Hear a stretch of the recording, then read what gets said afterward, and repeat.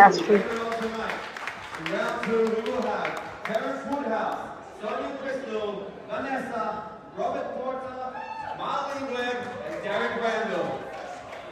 Round applause for them too. So, let's kick things up. Who put your hand up if it's the first time you've been to an art battle?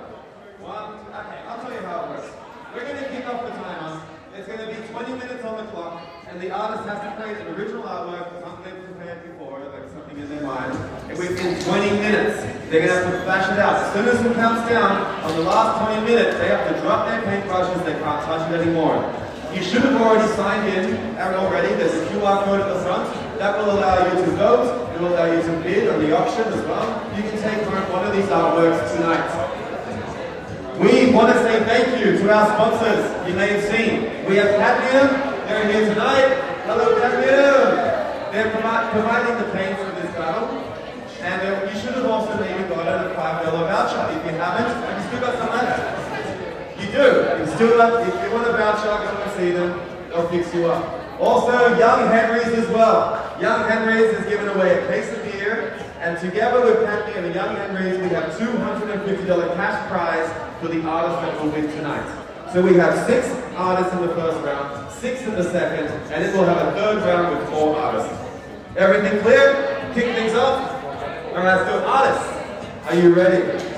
All right. Kelly, DJ Kelly, over here. Captain Kelly over here. Captain Jay. She's doing the music tonight, and I'm going to plug her more throughout the night. Anna, are we ready with the lights? Yes, we are. Everything's together. Now I need your help. On the count of 5. Ready?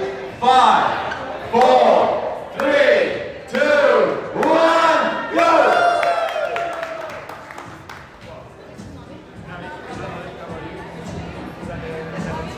Alright, and here we are from Sydney, Australia for another amazing night of art battle. And thank you so much for joining us. We have 2 fantastic local Aussie commentators. We've got our friends and artists Oslam and Rocket Child. Welcome back, Oslam and Rocket Child. Hey guys. Thank you. Thank you. So yeah, we're both past competitors at Oz Battle Sydney, and so we're back again to commentate for this next round. So we have a few artists are getting started. We have 20 minutes, and so this one here, he's quite smart. He's got his reference page ready. And so King Myth, I believe, does like a lot of pencil drawings and charcoal vehicles as well, so it might be that he's sticking to black and white, or he might add in some color, so we'll have a look there. And here we have Karna, Yep. and so she's just getting that color on the canvas. Got very bright colours in there. Yeah.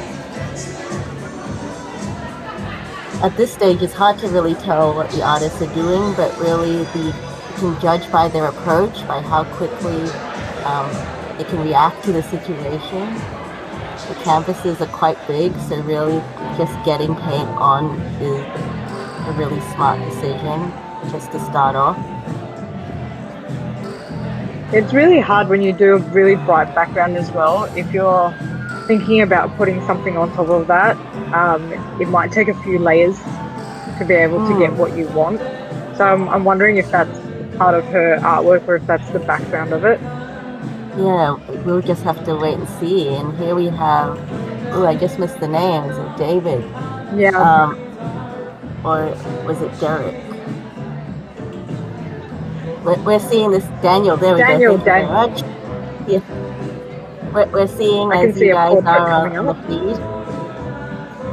He was very fast getting that first layer down, Yes. so quite strategic, getting that base, and as you said, you can definitely see a figure emerging from that dark shape. So quite smart So there.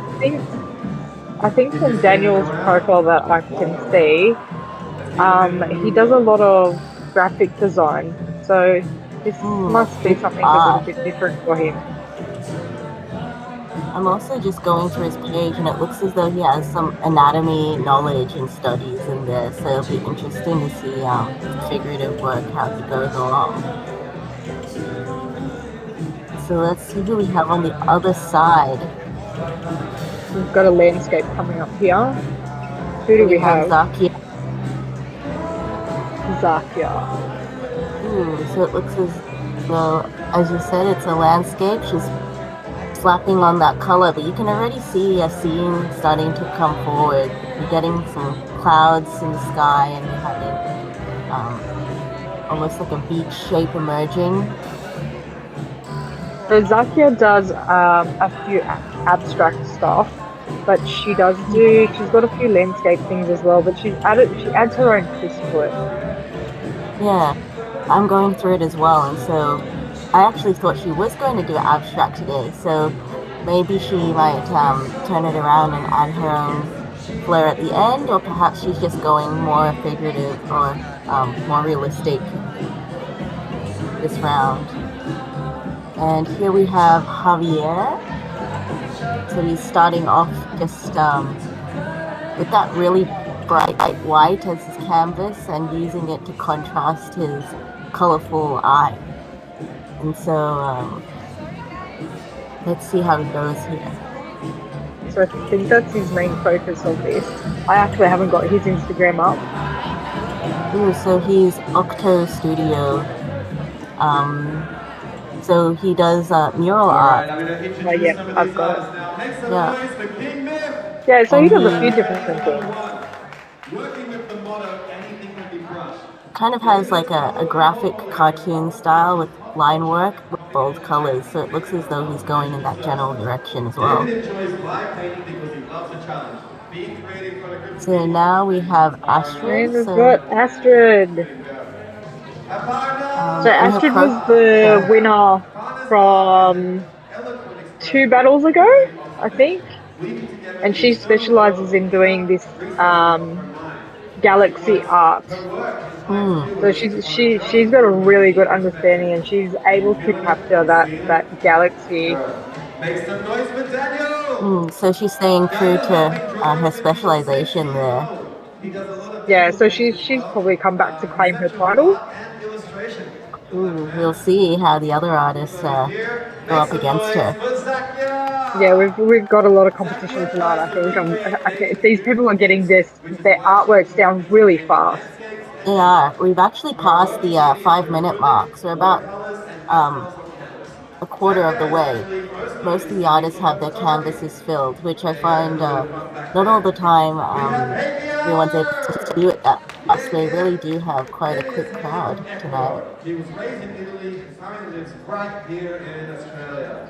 He is a versatile artist and a designer. His portfolio This, I think, is the brightest one out of this round.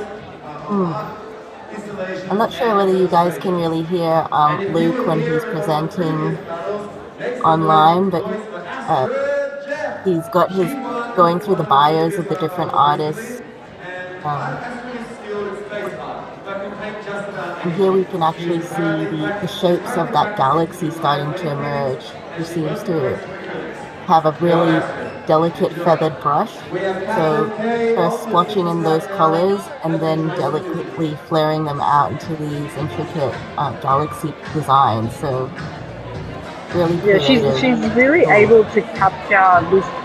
She's really specialized in being able to capture these different sort of colors of space.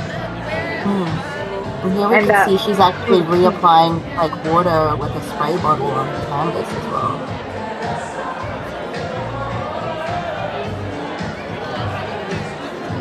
Interesting use of like managing materials.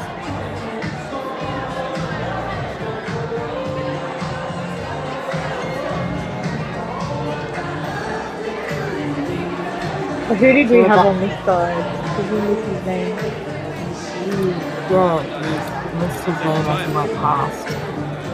We now have around 12 minutes left on the But as I suspected, he is continuing with that black and white theme. That in a way can be actually quite powerful to go monochrome. you're controlling the values and really just focusing on your brush strokes rather than fussing too much about the different colors. So we'll see how he But manages it's to work. also the ability to be able to catch all those lights and shadows that are able to make that pop using just that two tones. Here we have it. King Myth, I believe, is his artist name. That's it.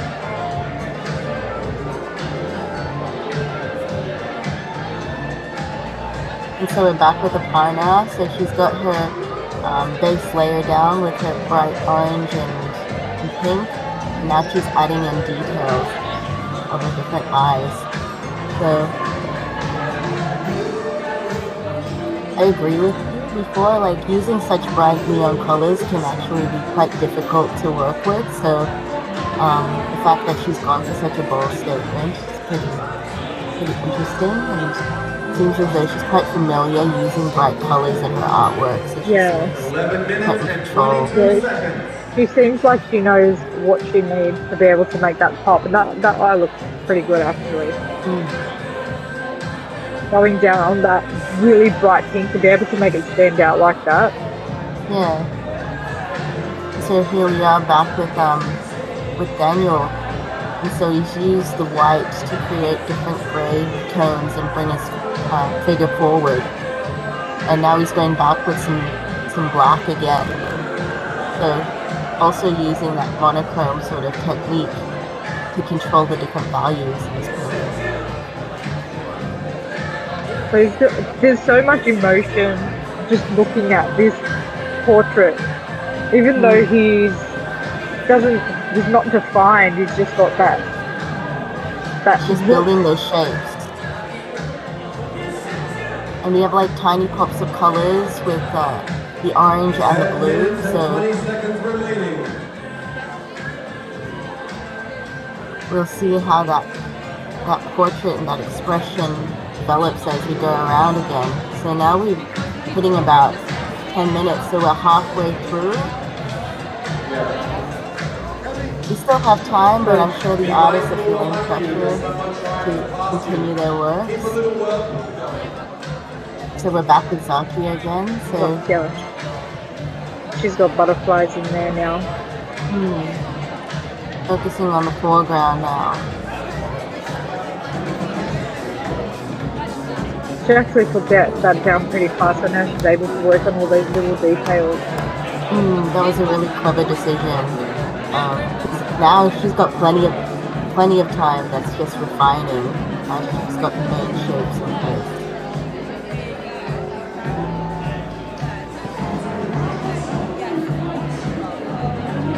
I like her use of colors as well. Like every single section has its own personality.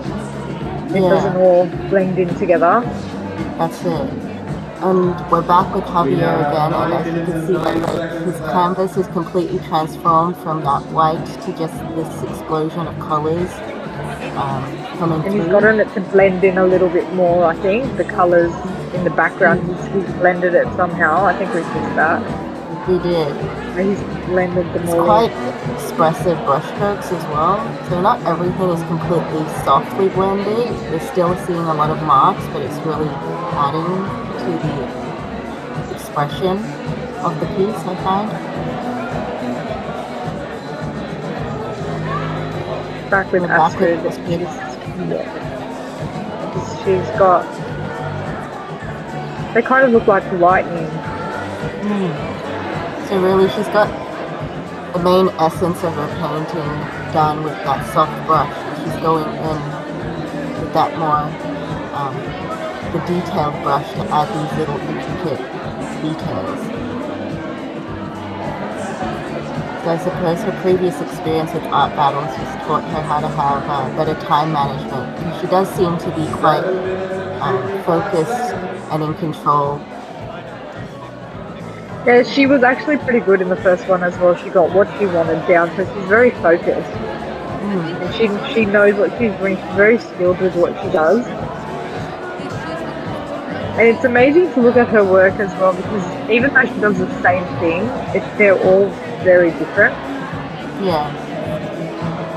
And I suppose that comes with she has the confidence of being able to do the style she's quite familiar with. Oh, this one's we're changed a lot. Yep, back with King Myth. So he's It's the good gone, news he has about his reference. You can tell what's happening. Yeah, Oh, the reference that he has is he's changed it and it's his own style. So he's got a photo, but he's got his style going on in the painting. So he hasn't copied it exact. He's put his own twist into it. Yeah.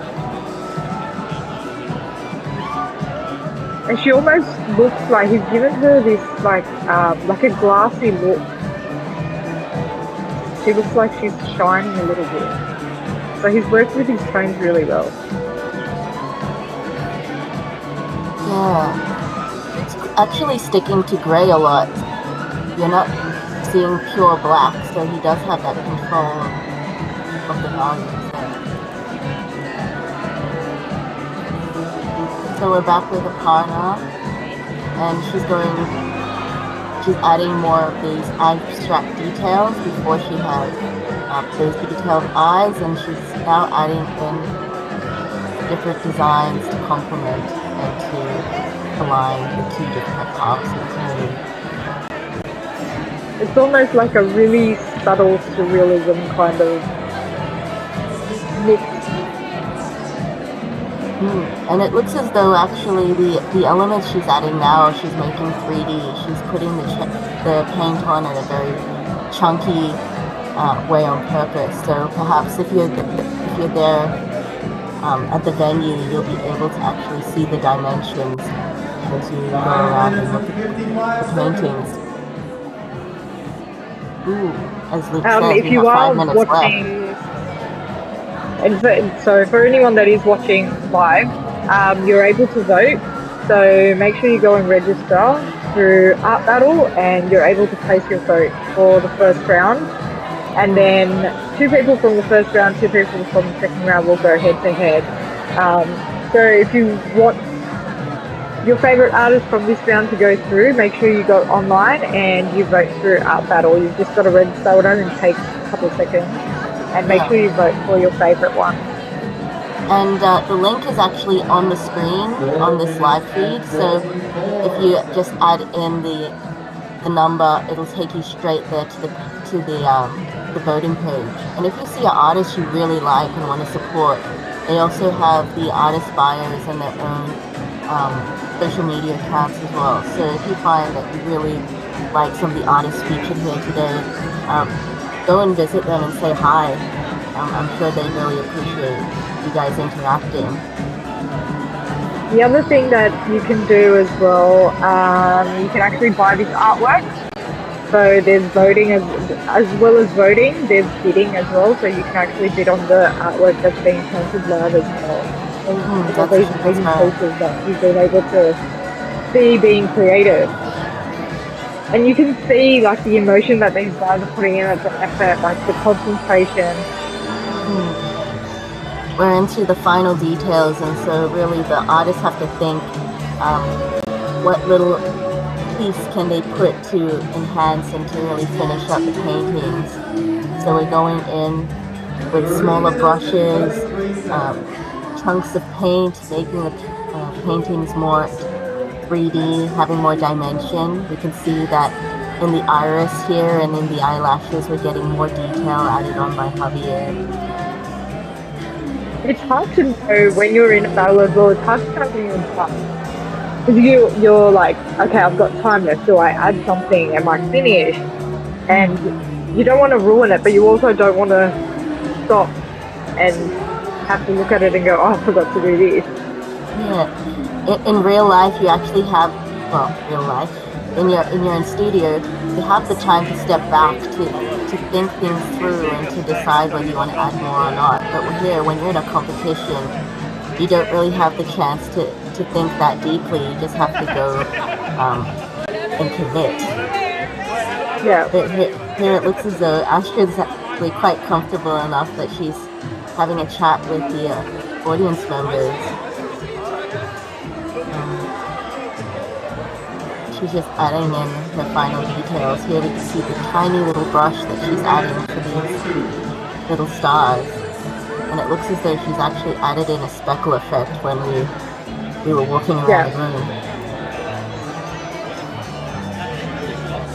With her painting, just that one little small detail popped out so much.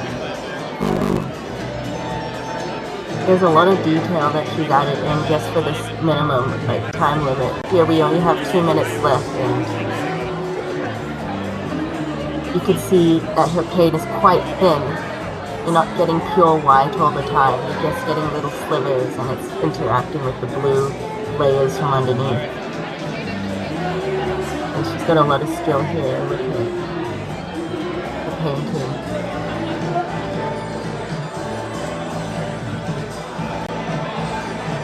So we're back with King Myth here.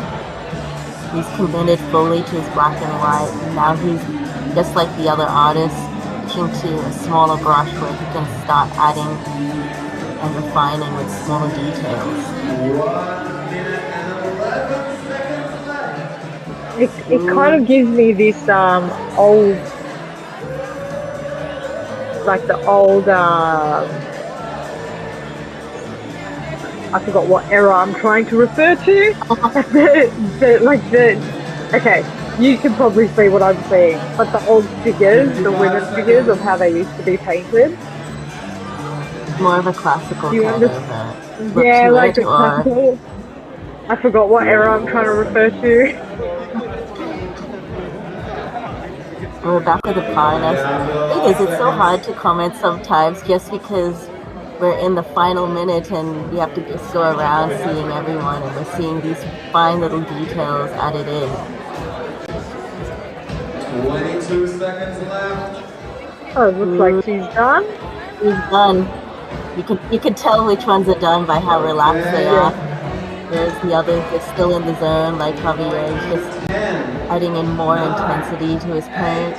7, help me out, 6, Oh, that's for getting this last bit down. Here we go. 3, 2, 1. And so we finished the first round. We don't have any chances to add any more details, so really the pressure's on. Captain K, playing the beats. Everyone did really well. This was a good round. Yes, definitely quite well done, especially with the time management, the way they managed to get those first strokes on and then spend the rest of the time adding those details in. So now we can go around and see up close more of that detail. So these tones work really well, I think. So make sure now is the time that you go click on the link and make sure you vote. This is the time to be able to vote for the first round. So click the link, make sure you register and just vote. And if you want to own one of these pieces like that, these are gorgeous. I would love to have one of these. So go on and you're able to bid on them, and then you can own one of them. Exactly, that's it. Click, visit the link. If you're on the YouTube page, I'm sure the link is there, but if not, we have that URL link right there on the screen that you can go and participate. So even if you're not at the venue tonight and you're watching online from home, you're able to vote for your favorite artist. So please go ahead and support them. Here we can see those bright floral colors showing up here on Zakia's painting against that scuffed sky background. She seems really happy with that. That's the main thing. When you step away from it and you're happy and you've done, oh, she's got her little kid with her. And here we have Javier's. His painting is like so bright and vivid. He spent quite a lot of time refining at the end to make sure those colors really stand out. And here we have Astrid again. It's pretty amazing how much detail she managed to get into that short time frame. I find sometimes it's actually quite difficult to to judge an artist based on the competition alone, just because sometimes in their normal art practice, they might take more time and really refine and edit their work a lot. So here you pushed quite a lot beyond the way you would normally create. You just have to really deliver on the spot. So great job to everyone here. And so what's Yeah, going to they've all happen done is, very well. that's it. And so what we're seeing now is that the artists from the first round are just cleaning up the stations, and we're going to have basically a change of guard where our second round artists will have the chance to compete just like we have now, and they will go for 20 minutes as well. And the chosen winners from you guys voting, as well as everyone there on the venue, will then decide who goes to the finals. So Oslin, you're a finalist from before as well. You got to paint twice. Yeah, I did in the first Sydney Art Battle. So yeah, you go on to through the first. I think I was in the first round. That's Yep. yeah, from what I remember. I think I was in the first round, and then yeah, two people from the first round, and then two people from the second round, and then when you go up to do the final, and there's four of you. It's good to be prepared and have a reference photo Yep. or some kind of an idea of what you want to do That's it. because it gets really hard. And the second time I did Art Battle, I actually wasn't prepared, Yeah. which was a silly idea. And yeah, I didn't make it into the final that time.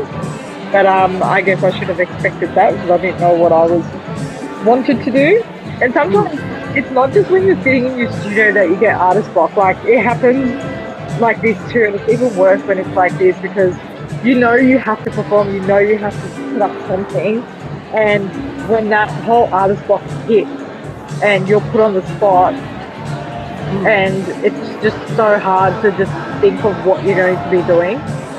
Yeah. And I kind of squashed myself into that situation where I gave myself an artist block because I just didn't know what, and just thinking and thinking, and then I just overthink everything, and yeah, I Well, didn't this do this very kind of well. event really adds an extra dimension to visual arts because some artists might be used to working in the studio where, as I said before, you have the time to really develop your ideas and to work on it. But this is a whole other added element, transforming painting into a performing art process by being Yeah, here in front of the live audience. Because as you're watching the live feed with us, we have the volume turned a bit lower so you guys can hear more of the commentary.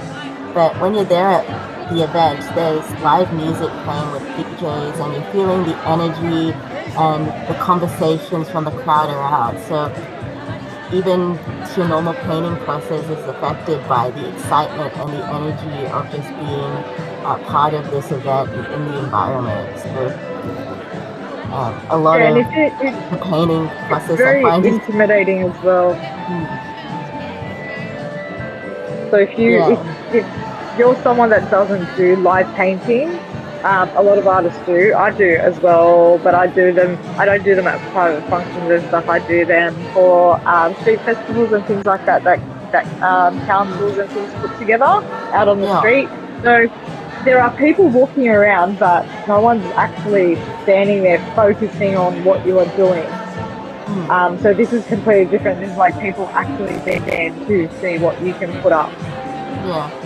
But But if you don't have any experience of doing any kind of live painting, then this can be really scary as well. But it could also well, be a good thing because ignorance is bliss as well. So you could go into it and just go for it. Could work both ways. well, I was going to give you the plus side to actually participating because while you were saying, it can be quite intimidating if you're underprepared, for me, I actually also have experience when it comes to painting in front of people. And when I competed, I actually went in with a bit of a plan. I came in, I pre-drew, ooh, What's happening here? We've just gone to a break, so this is Oh, when okay. they're just going to get ready. Yeah, they're just going to get ready for the next round. For the next So round. we're still here. Okay, cool. I wasn't sure whether we went offline. But I was gonna No, say we're when still. we're back again, when I competed, I actually prepared at home my designs, and I even timed myself on within that 20 minutes. So I find actually performing live can be scary if you're underprepared, but if you actually practice your skills and you do something that you feel really confident in, then actually performing live can be quite a very fun and invigorating experience. But for me, I find when you work alone in your studio, you can focus a lot, but you find a bit of disconnection. And when you go out to live events, you can actually connect to people and share your passion and joy for what you love and connect with others. So, despite the fact that yes, you can feel nervous, don't feel intimidated, because I'm sure a lot of artists would really love to participate in an art battle, and they're just showing you, the pluses and the Oh, yeah. minuses of how to better be So prepared, so that when you go, you it is actually enjoy it definitely fully. something that you need to do. Yeah, definitely something that you definitely need to do. Even if it's a little bit of a fear for you, this is something you definitely need to do, and it will open up so much for you because you will get to see how people appreciate art so much that we don't actually get to see in our studios, and the feedback you get from people and the audience. You've always got this feedback and this push to just keep going. And when you get out there and you're actually um, painting and doing what you love in front of people, it can give you that confidence from the audience to just keep going and do what you're doing. And it helps you. It kind of gives you a boost when people say, "Oh, I absolutely love this," and then they tell you, or even if someone says to you, "I'm not sure what I'm looking at." It's really nice to get the opinion of others because it's like, what are they Getting some seeing? And feedback. that's yeah, that's what art is about. It's about knowing what you put down, but also what other people are seeing when they're looking at it. Is it something the same as your whatever you want, the message that you want to get across, or is it something completely different? And it's really interesting to see what people actually tell you about it. So this is definitely something you need to do if you're even thinking about it a little bit and you're in Sydney or anywhere else that they run art battles, then this is a must. Register and absolutely go for it. The And audience even if you're is not confident lovely. enough to try, you're welcome to just go to the event live as well, or at least in a city near you, so that way you can be part of that experience and really feel that energy. I find here we have a mix of artists, some that might be more hobby artists and some that might be working professionals.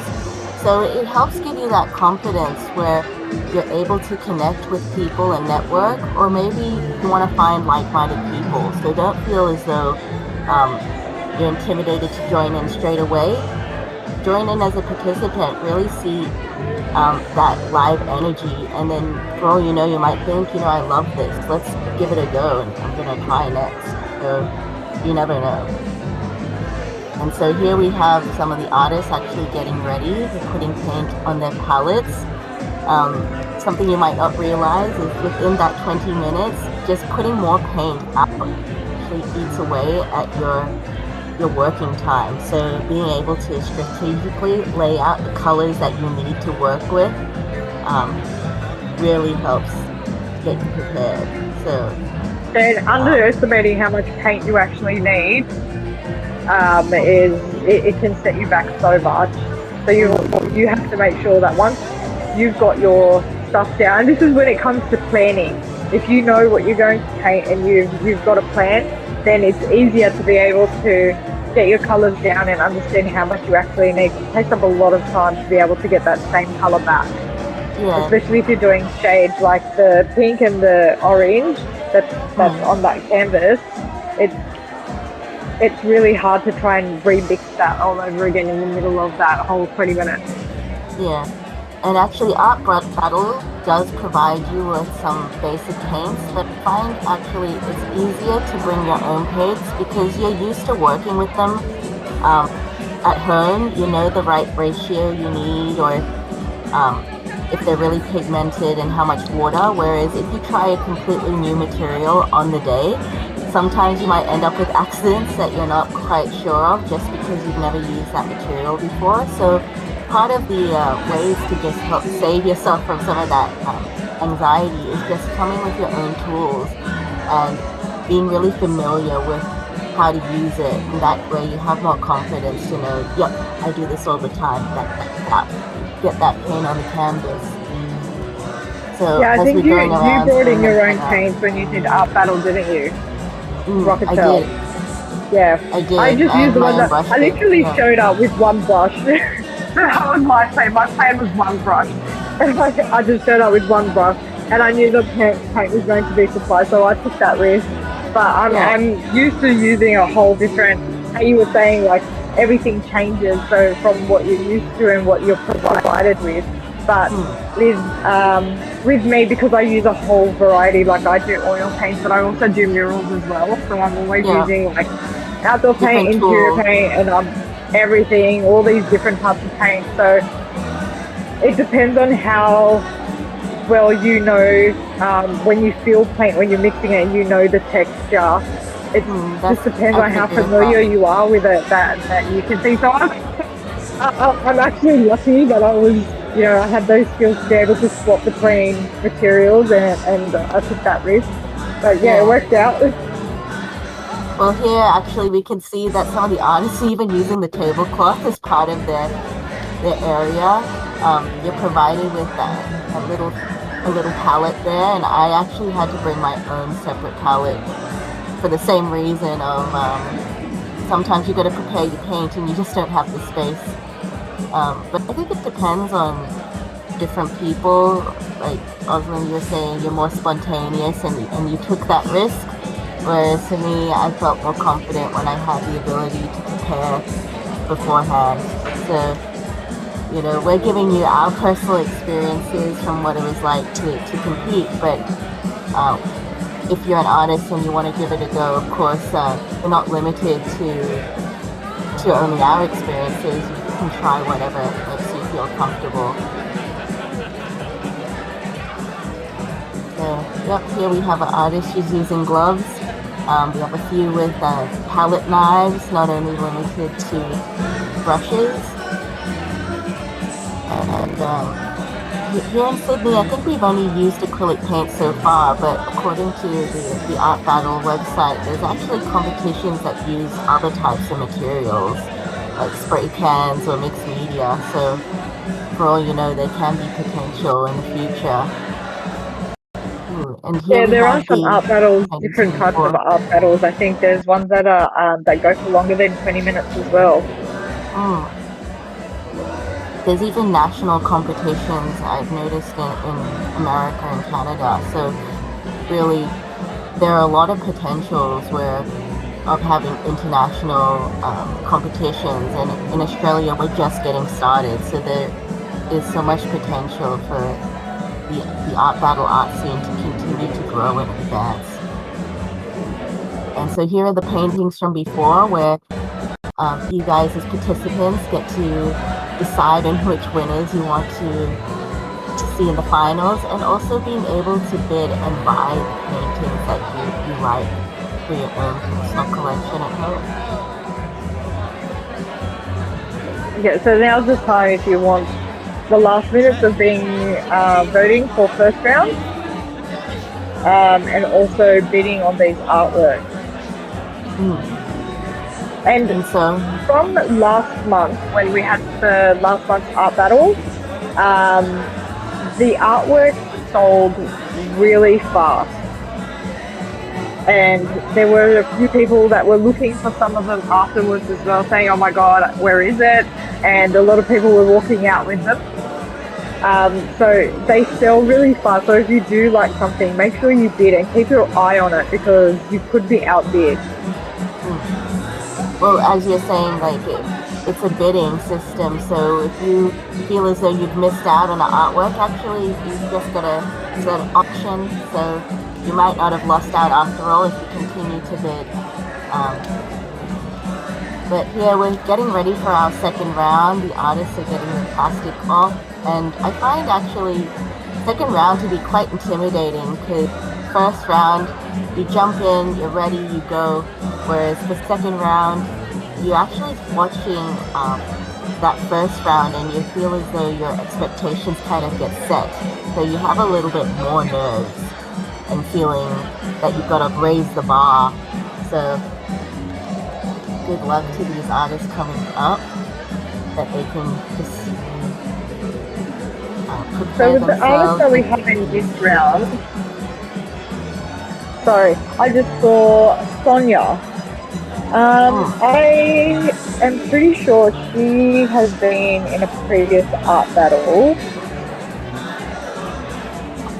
She was in, I think she was in the one that I was in the second time around, the second art battle that I was in, and she was a, so when you go into art battle and if you are an artist and you're at the venue, you can actually register and as an artist, and you could be randomly selected to be one of the participants sometimes as well. So she was randomly selected to be a participant in the art battle, yeah. So they pretty much just said to her, hey, do you want to paint? And then she just showed up and walked up to the canvas and did an amazing job.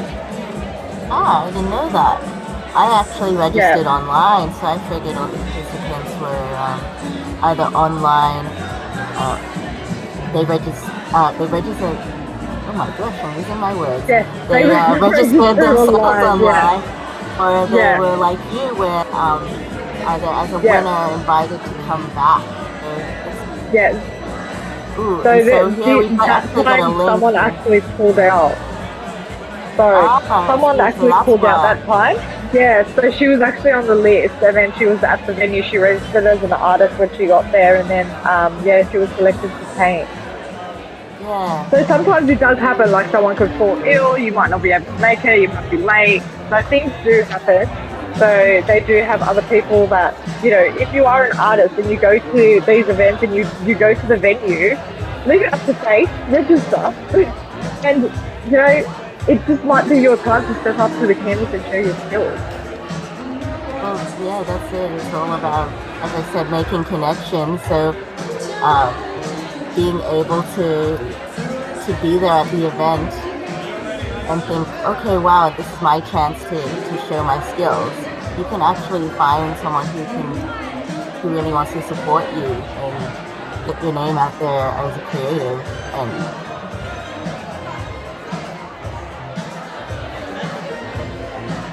so here we can see the artists are getting focused. They have their station set up, and now we're starting to see them kind of get in the zone. I find artists can be like athletes at times when you really need to get into that creative mindset so you can prepare yourself to be able to create. So in this moment in between getting ready and the time starting, this is when you lay out in your head, you kind of take off parts of your painting and just think about which one you're going to lay down first, which one's going to be faster, and which parts you should leave till last. Yeah. In the last round, we saw some clever techniques using bigger brushes just to splotch in the colors on the canvas, not worrying about that detail.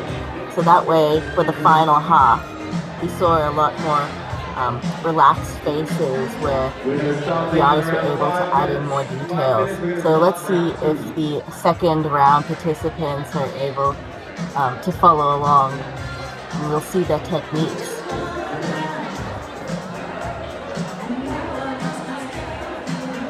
Do we know how long we have to start? Not quite sure. I think it's actually coming soon because here we're seeing Luke again. I think pretty much everyone is almost, everyone looks like they're almost about ready to go. No.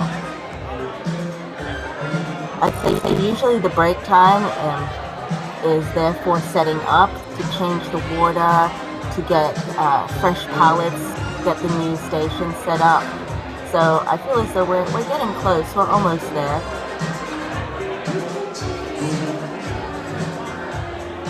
And I've noticed some of the artists actually have a lot of people. yeah. I was gonna say some of the artists look as though they have their reference sheet ready. But yeah, we've definitely got a good crowd tonight. As you can see, the artists are completely separated in their own section. The audience is part of the process. Everyone's standing really close together, interacting. Some people look as though they've got their friends there to support them, which I find actually, it helps a lot. It means you're not there on your own. Yeah. Okay. So I think we're going to get started.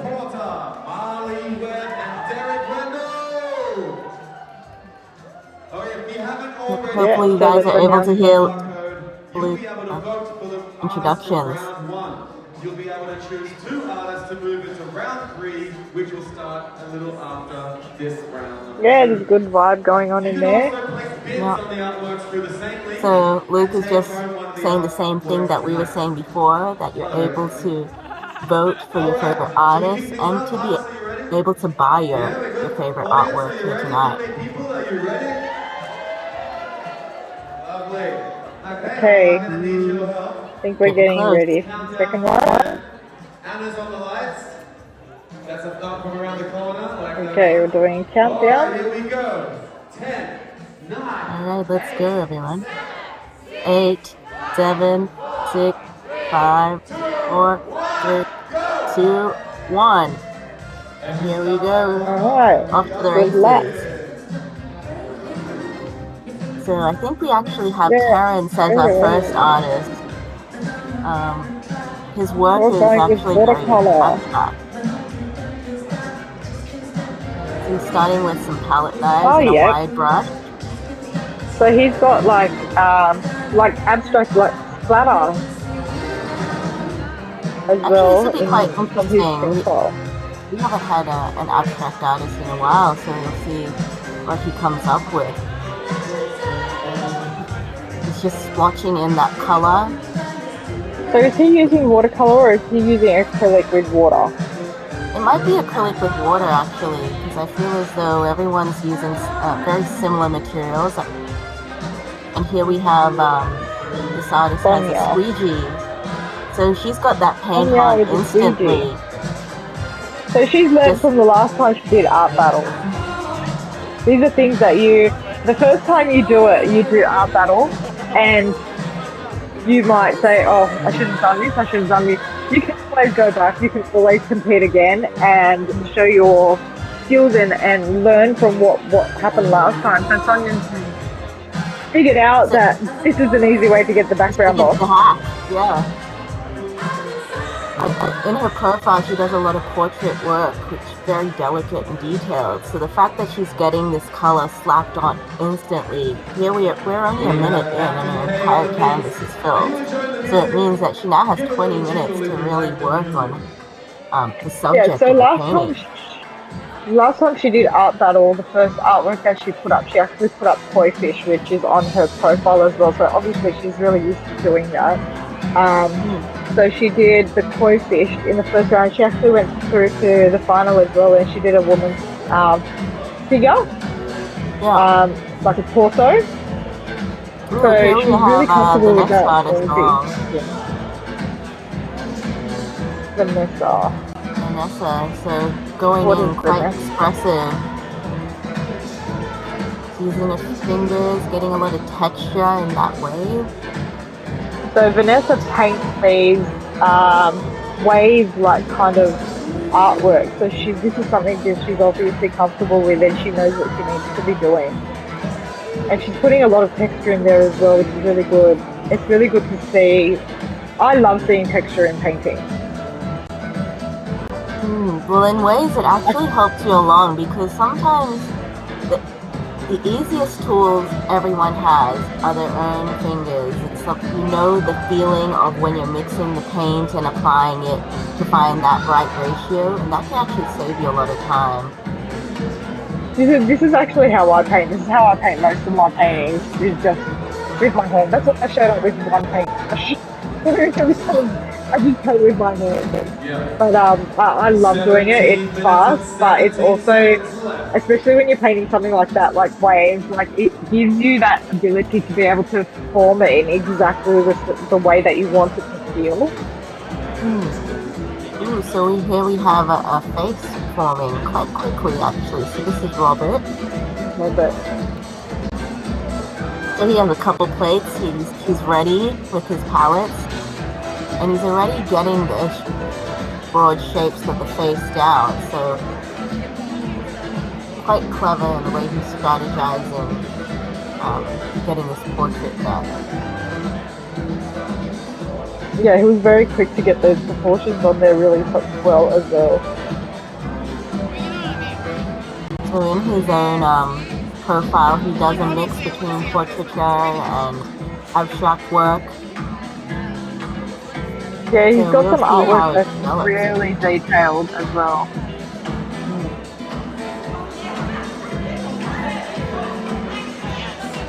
So here we are with the next artist. Marley. Yeah, coming in with that Is it palette Marley? Would you knife. like to meet these artists? Like to know a Here little we go, about Marley. Yes. Marley. Terrence Woodhouse, I don't have an Marley's art student and a profile. bartender. Terrence Woodhouse loves working on Oh, larger yep. canvases Oh, It's with great and I abstract do have work. Marley's He doesn't profile. have a particular So direction she for his does work, just these illustrating raw amazing consciousness. portraits, which are kind of cross horror kind of things. well, Sonia caricatures in a certain Tisdale! sense. Yeah. Go! Yeah, And Really yeah. exaggerating the classic appeal in features. her artworks. Sonia is influenced by both Ooh, so here we contemporary and have traditional artists of um, realism and symbolism. She was which always artist drawn do to we have details here? of It's hard to see. architecture His name is through refined covering sketches, the label, taking but note you've from got historic a craftsmanship and from what a society shout seems to back to reserve Andy of her Warhol. Here we contemporary have what looks endeavors. like a Yes, Cole's that's what can I of was beans thinking. Vanessa going in combines with the a magic of marker. abstraction So and the more intricate of a nature of graphic realism There's style in that. here. landscapes and portraits. She uses a range of different Got the red Coles layering brand and up the blending top. techniques that makes her art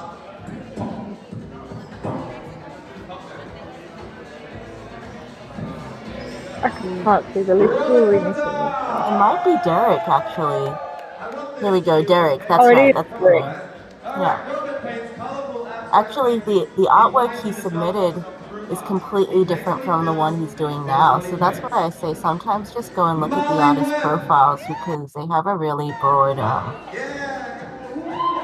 broad styles. Artistic illustrator And so says we're you back with have to be Terrence again, and listening he's to back colorful, using weird drawings of what looks to pixelated be a palette knife, individualistic applying the paint gals, quite dolls, and chunky. colorful scenes. So we have that Molly mix of draws a that lot of really inspiration from soft, pop surrealism, bleeding especially pairing hand watercolor painting and effect, and now modernity we're on building day up on with next. intensity with this Derek more Randall! vivid colors.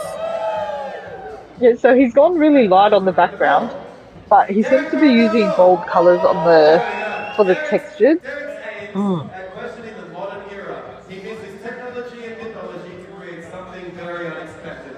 Let's see what happens. We have 13 minutes and 55 So seconds left here on the Luke clock. is Captain going through the K bio of the on the artist. Again, it's DJ. a bit Let's difficult to go. hear um, on the live stream. So, Oh, so so we've got Sonia going for a beachy kind. okay, we're going for a landscape here. So she's layering on almost like a thin blue, and because she had that yellow base, it's like you could see the transparent colors, which makes this nice little green effect. I find that quite clever. I sometimes do that myself, where you add a light wash, you can see that color showing through. 13 minutes and 13 seconds left. She's just So working here, with thin layers. we're 7 minutes in, and she's already done so much. She seems much more relaxed and in control, using her bigger brushes to get those huge chunky strokes. So Vanessa is adding more to her wave. We're getting a bit of contrast of a pinky purple sky against that light blue. Yeah, it's got a bit of a. I like the way she's got the shape going. It just goes in a round circle, but you can see the definition of everything. I wonder if she has a rag nearby, because I find as though the negatives of using your fingers all the time is that it gets messy really dirty, and you have to really curate your painting and your workspace to be able to separate the colors properly. To have that. So what I normally do is I just use my my clothes to switch between colours. Yeah. But yeah, when I was at Art Battle, I did use, like, I think I had 2 plots because I just, and I was actually using the water for the brushes as a sink for my hands. Oh, yeah. And so back with Robert's painting, and here, because he has that orange flesh tone using black, the background, black and blue, actually the complementary tones of that blue to really make that background to see and sort of focus on the face. So quite clever used here. Yeah, I find that black really makes your artwork pop it out when it's something like this, like a portrait where it's just a couple of tones. So here we have another portrait work here with Marley, is going with a very purpley magenta tone here. I'd say a bit more kind of like pop art as well, that we have that clear, bright skin tone with these pops of magenta for the shadows around the eyes. So she's got a reference photo, but she's changing it she's painting it in her style. Yeah.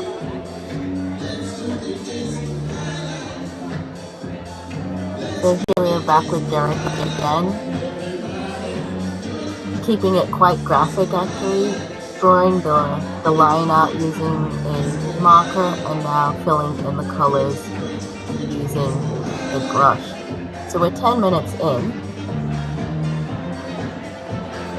I find adding that detail with such a small brush can be quite a lot of pressure under a time constraint, so hopefully he's able to color in all the sections he needs. I don't have Derek's profile. Is this something, do you have his profile? He doesn't actually have a profile on well, he the doesn't. website. What he has is a submitted photo of a lion in a bathtub. So actually the style he submitted is completely different. I find sometimes it's very difficult to be able to comment on the artist's history when they don't have their own profile. Whereas Terrence, for example, he does have his own art page, so you can recognize the style that he's doing compared to his history.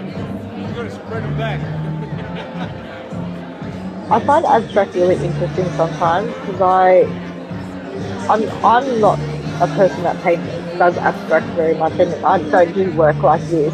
I just find it hard to know where to place everything to be able to get it to what you're wanting it to look like without messing all the colors up. I find, again, abstract to be, it's a different style to my own, same as you. Sometimes it has to do also with the materials that they're using and the techniques. It's, say for example, drips and splatters, you can't actually control that. It's almost like you have to be able to think on the spot in order to make room for those natural movements. Yeah, I think with the splatter one, I think that's color tones that you have to pre-plan. But when he's got so much color going on in his abstract right now, like like you really have to be careful with where you place everything. Especially because he's layering on so much texture. If you do make a mistake, then trying to go over that with that much texture becomes really difficult. And in ways, it's a different skill as well, being able to make those decisions, almost like a designer. Yeah, Being definitely. able to Yeah. understand the composition, placement. So here we are with Vanessa. Again, lots of texture. I Ooh, think we've lost seems a as bit of though connection. we've lost some feed here. Right in the heart of it. 13 minutes in. Hopefully they can get us back in. Okay. Yeah, Here we we've go. got sound. Back again. Okay. Back again, everyone. So it looks as though Vanessa's now Right. using a Vanessa's tissue got to something. be Yeah. able to stamp and blend in her colors.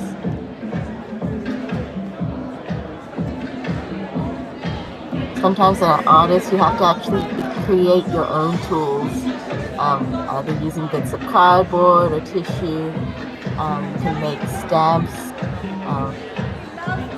in your own custom shapes. Yeah, so in Art Battle, you're allowed to use anything except stencils.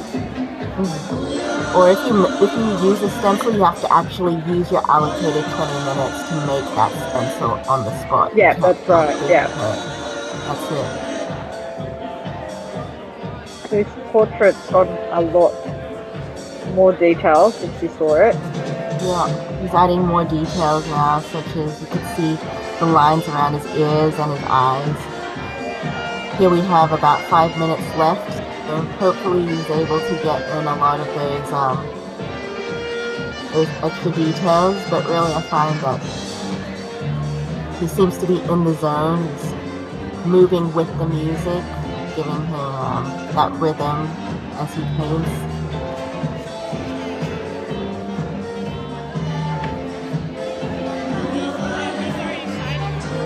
Oh, he's signing.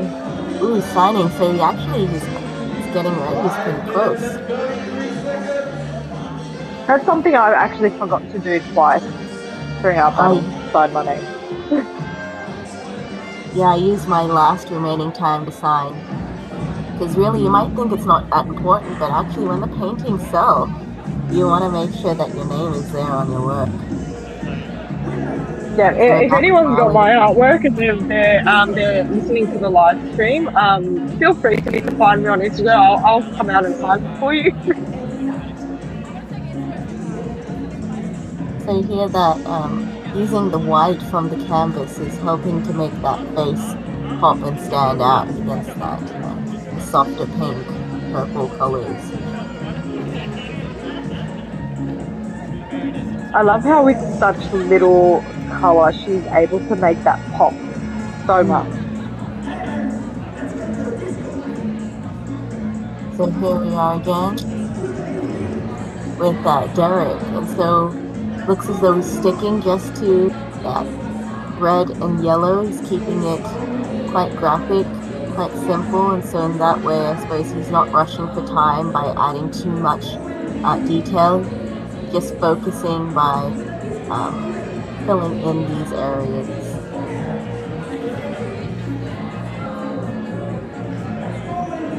I don't think he's going for a background or anything else there as well. I think that's just his aim is to just get that perfect. Just filling in the lines. Personally, I find filling in bigger spaces at the very beginning, it helps out, and then you add the small details, but for him, he just went straight in with the smaller details.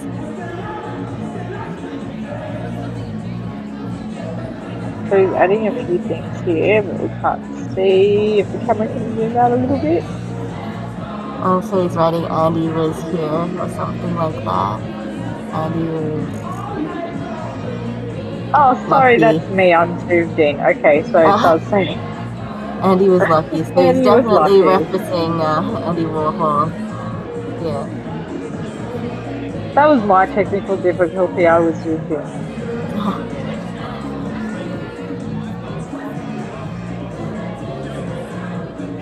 So this abstract is absolutely interesting. The colors are so different, but they just work. I find it's quite difficult to actually judge the art battle competitions when you have so many different styles, because you have figurative and you can judge on the technical skill required to learn anatomy.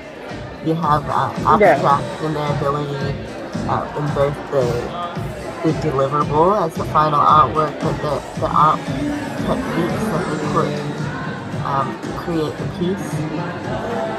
Yes, also because there's no theme as well, it becomes really difficult. Because even if they all had different styles but a theme, then it would be a completely different battle. Yeah, definitely. And I find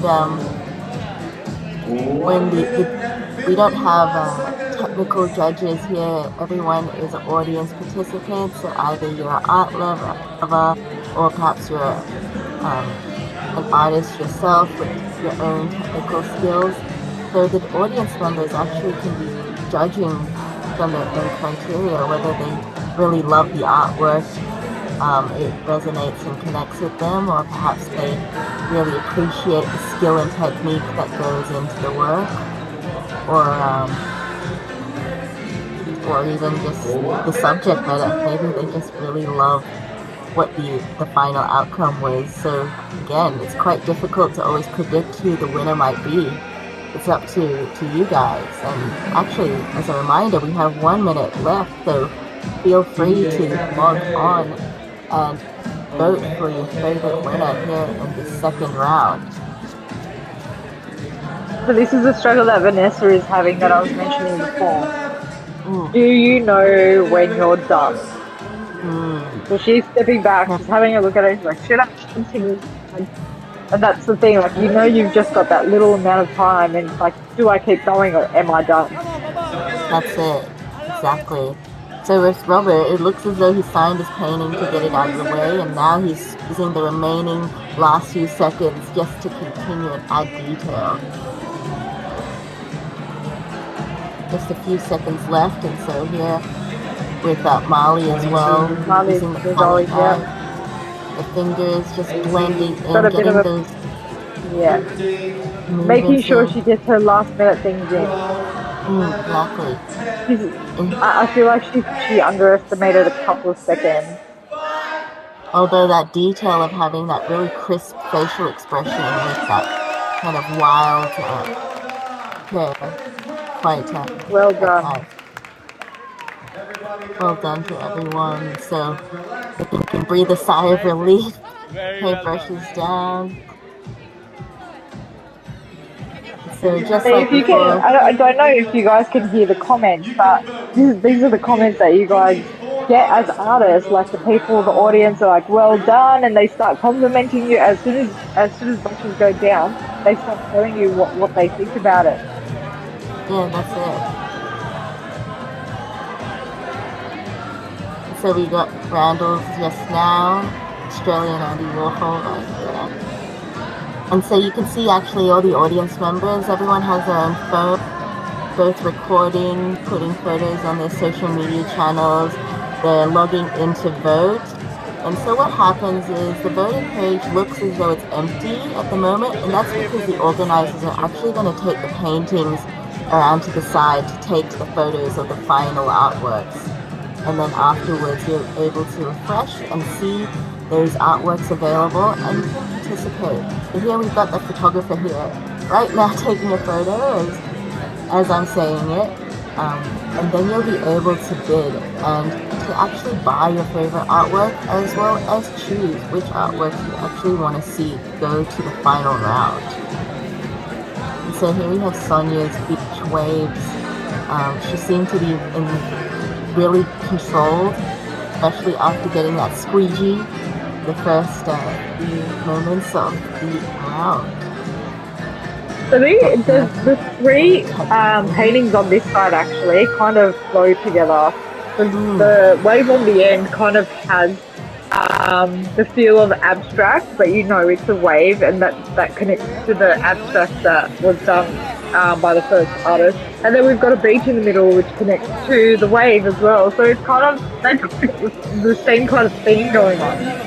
Yeah, and here on the other side, we actually have more figurative shapes and subjects here. So we have two portraits here, and then on the end we have that can of beans, which is so easy to recognize.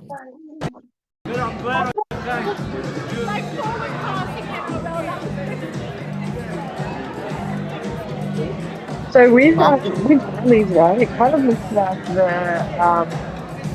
a hued painting. It's like a photograph that's been pushed to full hue. oh yes, like that brightness turned up.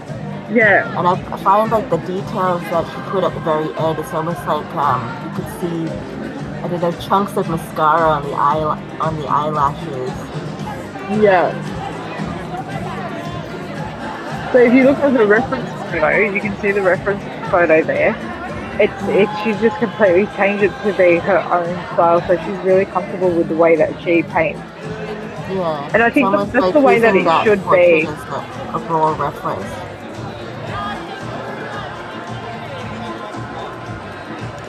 Here we have Derek's painting, kind of like a comic book style, quite loose, informal.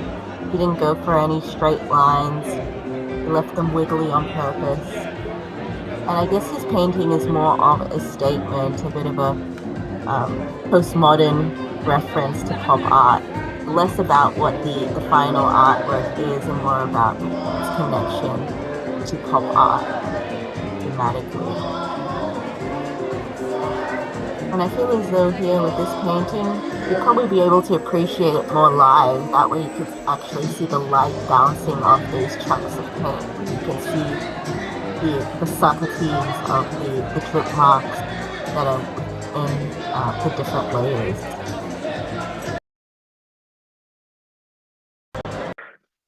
Yep, So you exactly. can We're see getting this that close there's up now. oh, we're cutting in and out, I think. Lost a bit of connection onto the next painting here. So this is Sophia's. Oh, Sonia. Sonia's. Sorry, Sonia's. Yeah. So she went for something completely different from what she's used to. Or maybe she does paint it. I don't see it on her profile at all. So Yeah, it's interesting. exactly. And as I was saying before, it just depends on on the artist profiles, our ability to really look through the history. Because Sonia's artwork, she does a lot of portraiture, really intricate watercolor and pencil artwork. So this just shows other skills that she has.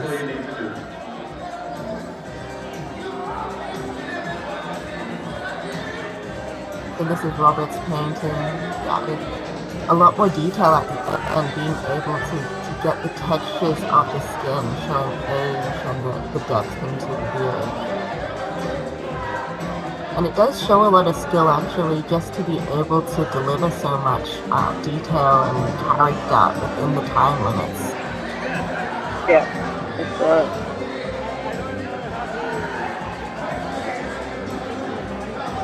So again, we're going around, we're getting close-ups, and here you can actually see the brush strokes and the textures going out for the hair and the clothing. And yet there's like such small details, such as the shines on the lips.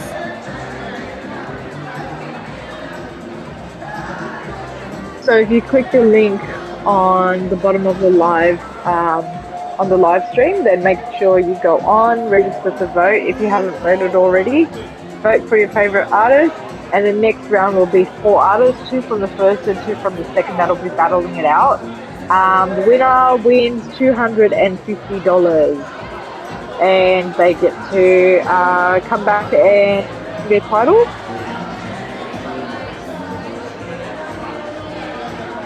Also, if you're interested in seeing the other works of these artists, when you click on that Art Battle hyperlink, you can actually see their bios and some of their art portfolios.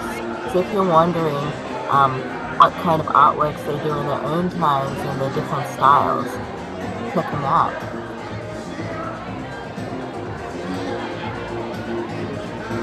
So at this stage, Also, if you are listening and Australia for the next round. I was just going to say for anyone that's thinking of doing art battle, if you have questions about techniques or how to manage time or things like that, then you're more than welcome to reach out to us. Find us on Instagram. My Instagram is Oslam_G, and we've got Rocket Child. Rocket 1111 Child. I'm on Yeah, Instagram as well. I have different social media channels that you can reach me out on as well. yeah. So you can find us on Instagram. Ask us any questions that you want. We would love to be able to convince you to be a part of this, because it's definitely something that if you're even thinking about it, it's something that you should definitely do. Hmm. Ooh, it looks as though we're back in the break time screensaver. But yes, hopefully you guys heard us.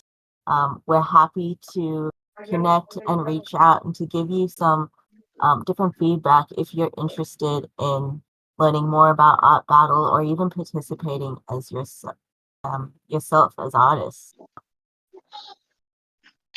Even if you just want to reach out to us and ask about how we do things as artists, and if you're thinking about starting out or wanting to try, yeah, we're probably more than willing to help you, give you answers. I also run classes as well, so yeah, if you want to join in on a class and learn a few new skills and different things, then yeah, just hit me up on Insta. Yeah, and I also am a professional artist as well and sell my own artworks and give tips. I have my own YouTube channel where I'm always giving tips and advice to upcoming artists. So please reach out on us, reach out to us on social media. Happy to help other artists. We believe that in this community, like, we should really support each other. And really do the Yeah, best to collaborate. yeah, I feel like we need to bring art to life more in Australia. I feel like it's lagging, and we need to support each other and actually bring it and make people aware of what art can actually do for people. It's also for therapy as well. So bringing this into people's lives and finding the spaces in communities and people's homes, it is an amazing thing. It can do amazing things, and I feel like Australia is really lucky when it comes to art, and we need to support each other and go to these events and create more events like this, and connect with other artists more, so we can show Australia how much they're missing and what we can actually bring to this country. Yeah. Well, actually, kind of playing off what you're saying there, I find, I don't know, being an artist as an industry, it can be quite difficult sometimes because a lot of artists, they're either freelancing or trying to make it on their own. But it seems as though people want to compete with each other, and really we're stronger when we collaborate and we unite, because that way we can really empower each other and grow. We can grow the industry itself and make, Yeah, those other even though sectors, aware of our power. yeah, like you said, like people, artists tend to stay away from other artists because they feel like we're always competing with each other. But if you do have a mindset like that, I would challenge you to go online and just have a look at different artists and see if you could actually find an artist that has the same style as another artist. It's kind of like a fingerprint.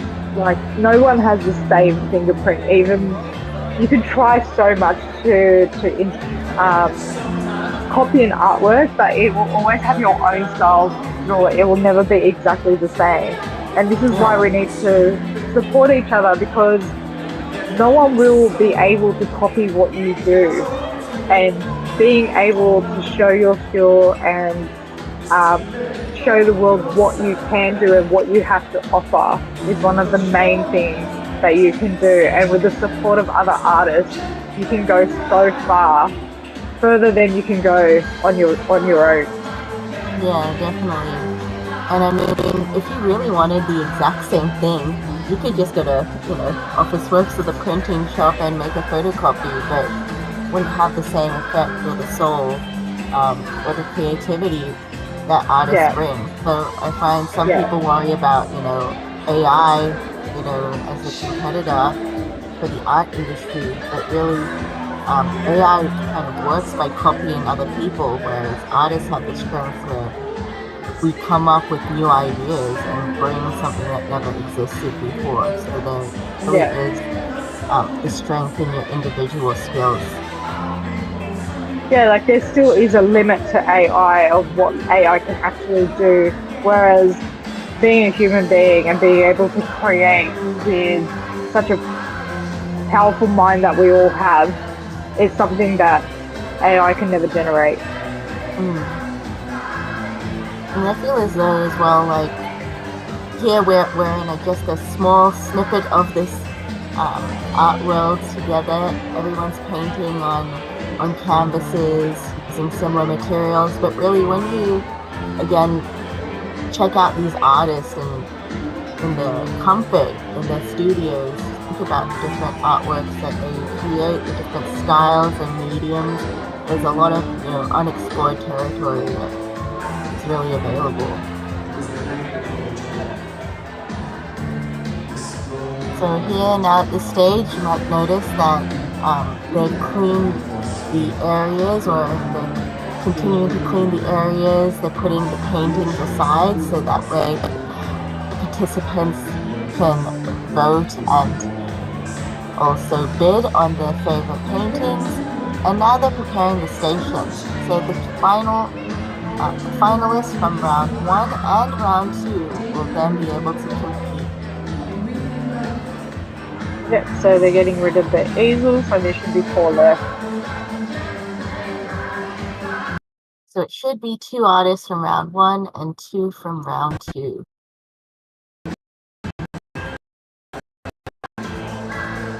So do we know if tonight's winner is also winning a case of Young Henry? Not quite sure. I will have to see.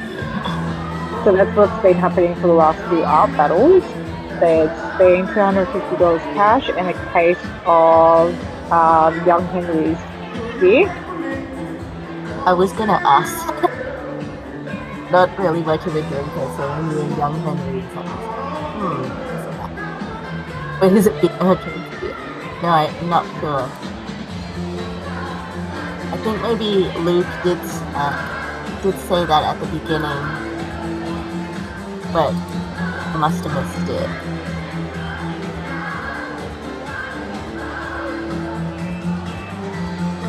So this is your last chance. Get online, register to vote if you haven't already. If you voted in round 1, you can vote for round 2. So I think it's still open. So this is probably your last minute or so to be able to vote. Bidding is also still open. So if you want to bid on any of the artworks, don't miss out. Go online and bid on them right now. And if you have bidded, make sure you go back on to see if you're still the winning bidder. That's true. Make sure you check, because somebody could have outbid you. So keep going back and refreshing to make sure that your name is still there.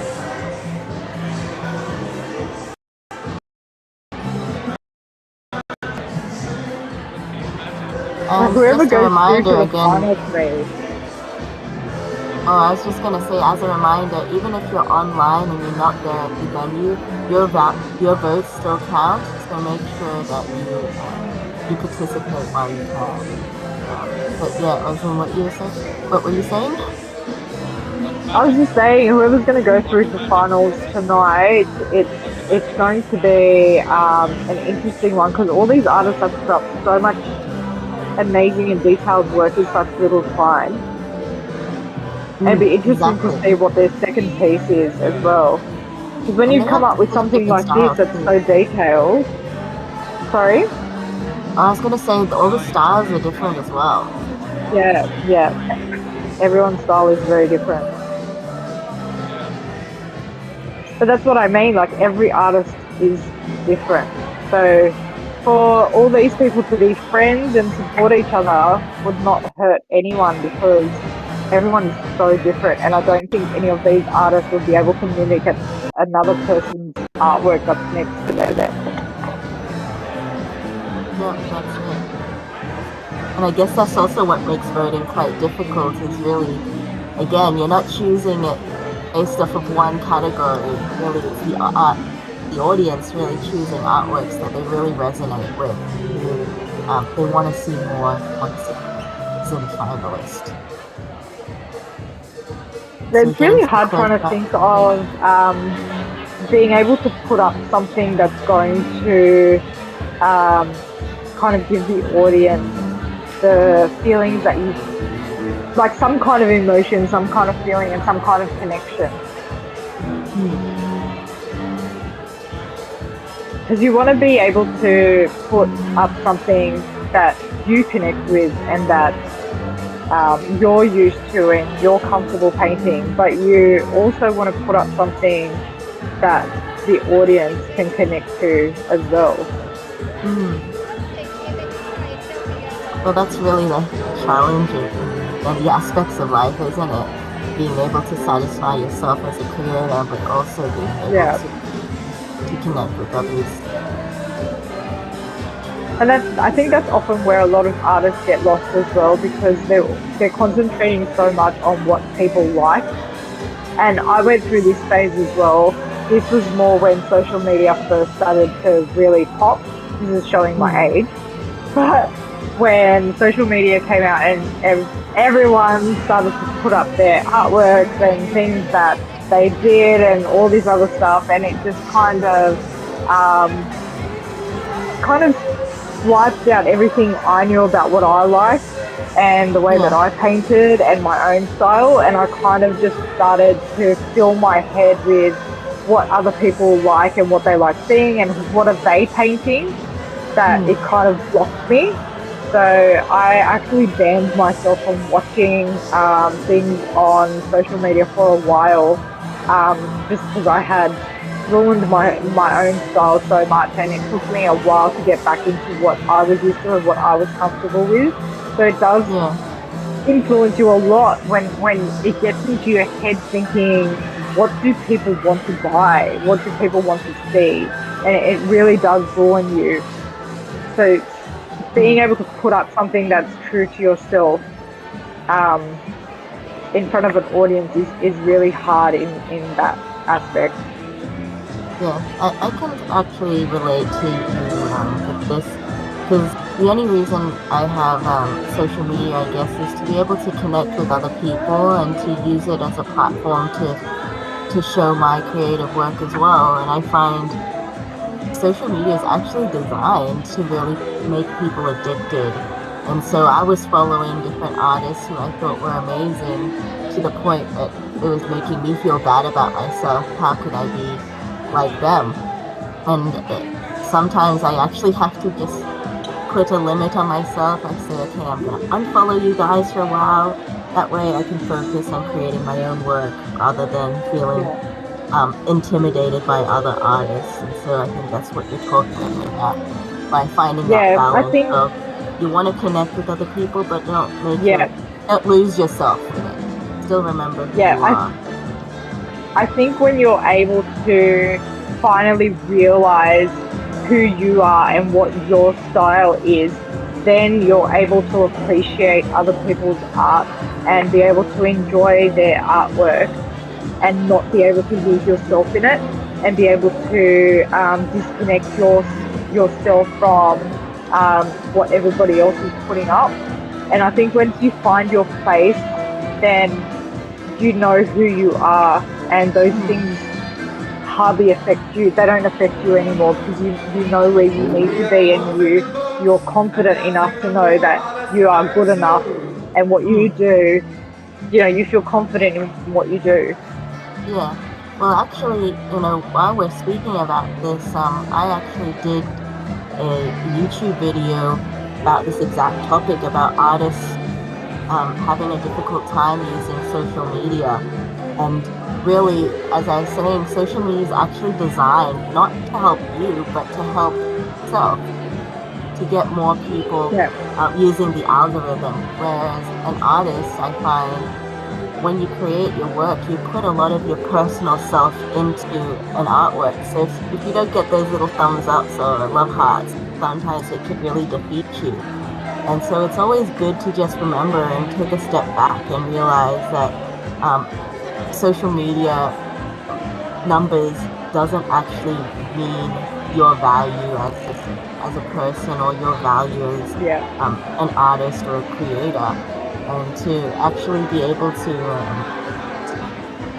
refresh yourself, don't take it yeah, personally, and understand that perhaps the reason like you're not getting likes is not because you're bad, but because you're so unique that the algorithm hasn't figured out, you know, how where to put you. If you're someone who just yeah, copies memes all the time, doesn't mean you're necessarily good. It just means that the algorithm recognizes, oh, I've seen this meme before. Whereas if you're an artist and you're creating something new, it's just it can't define you yet because you're so unique. You're making your place as opposed to just copying someone else.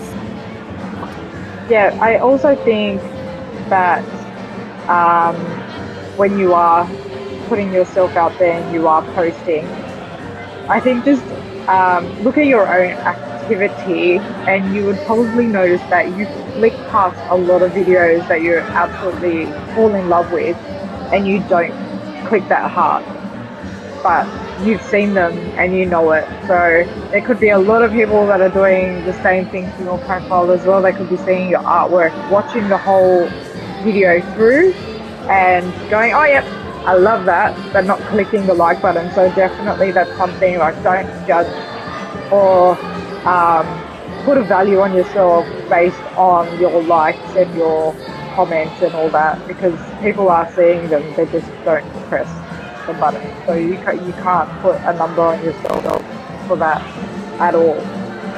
And I find like going to art battle to be like really reassuring because as you've seen, some of the artists, they put their paintbrushes down and the live audience members are actually going up to them and saying, great job, you've done, I really love your work.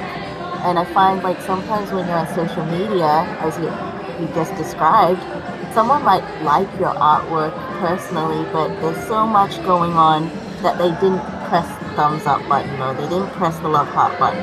But here, in this Yeah, live setting, as you're painting, you can actually see the facial expressions of the audience members as they're walking around looking at your work, thinking, oh, that's really interesting, or like you're seeing their smiles and interactions. They're actually coming up to you, congratulating you. And here, everyone's on their phones because they're voting. They're actually choosing and interacting with the artwork, with the artworks and the artists that are there. So that disconnect that you have from social media, I find you can actually really feel that connection with real people when you come to events like this. yeah. I feel like when it comes to social media like Instagram and Facebook and that, I don't feel like it works in the favor of artists very much.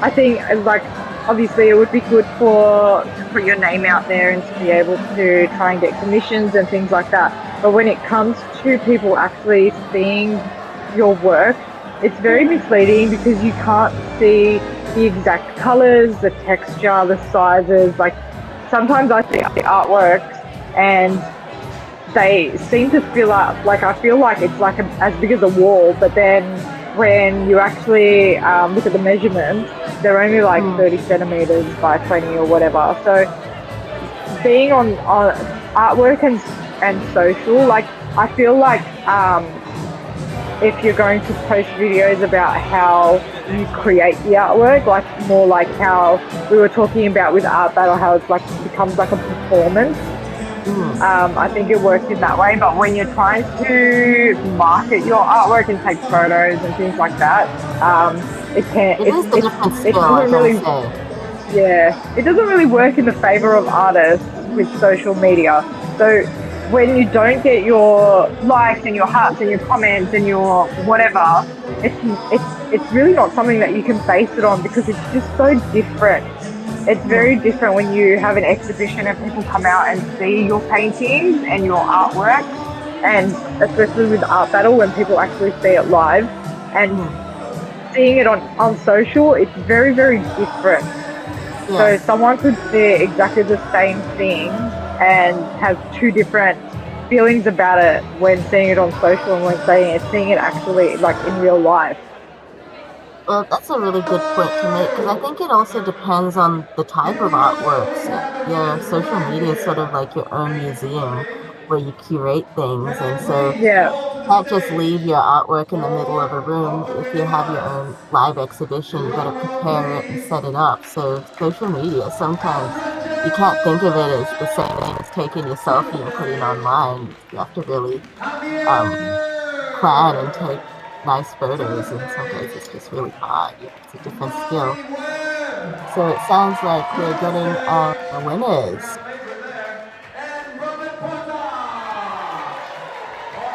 Robert.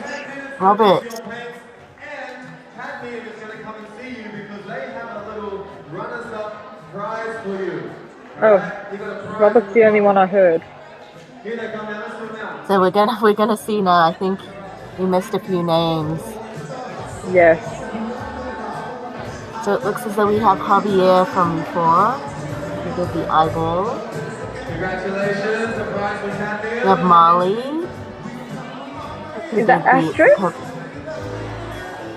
Oh, I didn't see. Astrid. Oh, I see Astrid. Astrid. Ooh, what's the envelopes? Is that a runners I up don't know. Look, there's always things popping out, and I really want to go back to Art Battle. So I feel like we've missed out on a few things.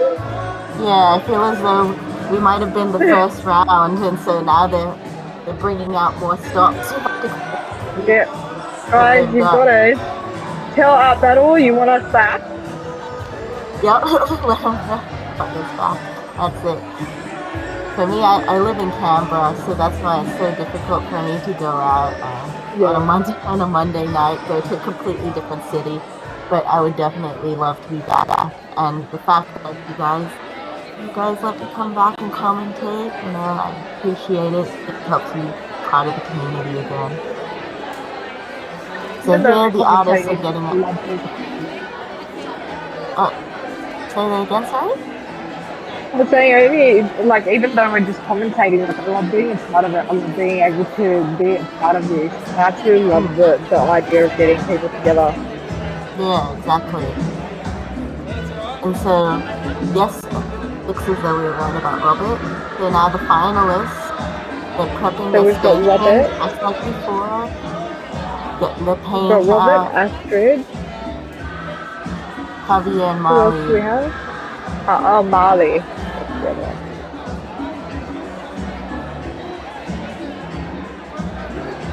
Also, I might have mentioned this before, not sure, but really part of the planning as well is thinking about your water. So everybody has their little water cup, but as you start to paint, you don't want to use a really dirty color and mess up your water because you don't have the opportunity to change it.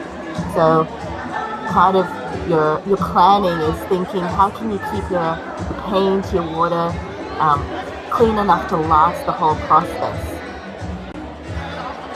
Yeah, so this is why a lot of people bring their own stuff. And if you are thinking of Art Battle and you use a lot of colors and a lot of different brushes, or even if you just use one brush, then you might want to think about bringing in a couple of your own cups to be able to separate all the water and make sure you have clean water all the time.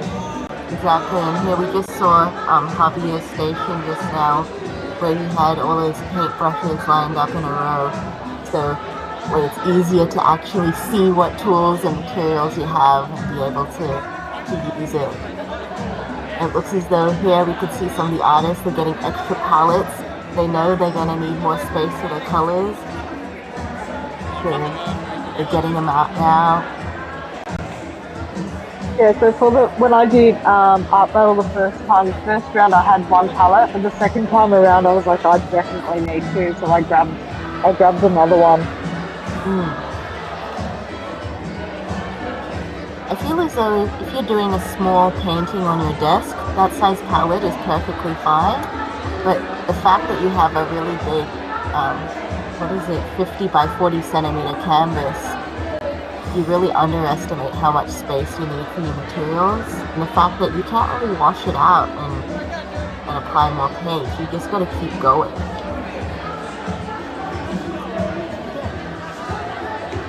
Yeah, so again, like, you have to make sure you have enough paint and you have enough of the colors that you're using, because you don't want to mix those colors again.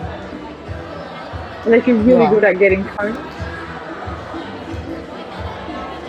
And I find as well with white, what you might notice is some of the artists have more white than the other colors. Because it's easier to make darker values, but it's harder to make it lighter and come backward. So when I was painting, I found I accidentally made my tones too dark, and so I had to go keep applying white. And when you run out of space, you're thinking, but where do you have the space to add white?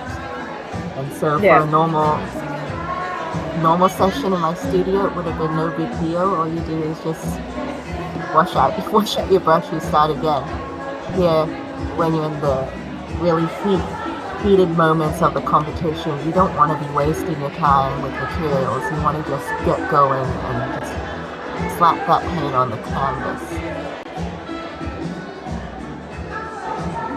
It's interesting to see what people bring as well. Like, we had Sonia, she had the squeegee. Yeah. And then last battle we had hairdryer. That's right. And there was the art battle before that, there was a hairdryer as well. And there was an abstract artist who filled a plastic bag full of air and used that bag as a painting tool. So and I think we had one art. I think it was in the round that we were in. The artist, he used face mask on his painting. Mixed media, that's right. But I think as well, he might have had a little bit of difficulty sticking it on. So part of using new materials and mixed media is making sure your ideas work, and sometimes you need that extra bit of glue, who knows. So it's that mix between experimental and trying new things, and also sticking to things you're familiar with because you know they work. Yeah, the thing with art battle as well is when you actually, in between the battles, go and talk to the artist and talk, like, just ask them a random question, and you'll find, like, everyone is so interesting. Like, I really can't remember his name, I'm really sorry, but the abstract artist that we were in the battle with, and he used tape and from memory and a face mask as well, and he had all these different panels in his painting. But it was interesting to find out that he's actually a scientist. Yeah. So it's interesting when you talk to these people and you find out their backgrounds as well. So now thinking of that, and then you think, oh, he had a face mask. Like, you kind of get to know their story. Well, I think I remember that story, and so I guess as well he must have been taking influence from lockdowns and restrictions. Although here, right now, where you could see all the artists and you could see their name tags, it's quite easy to know who they are. But when I was competing, I found that after your round is finished, the artist scattered, and it was so hard for me to actually figure out which ones were competing, because everyone's just wearing the casual clothes. So it is good to have this close-up view with them and the camera.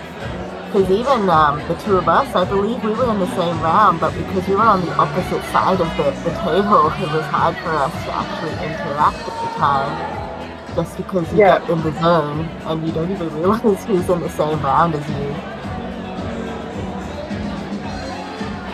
So yeah, Yeah, I had another this reason why I conversation with a picked couple of people online. before.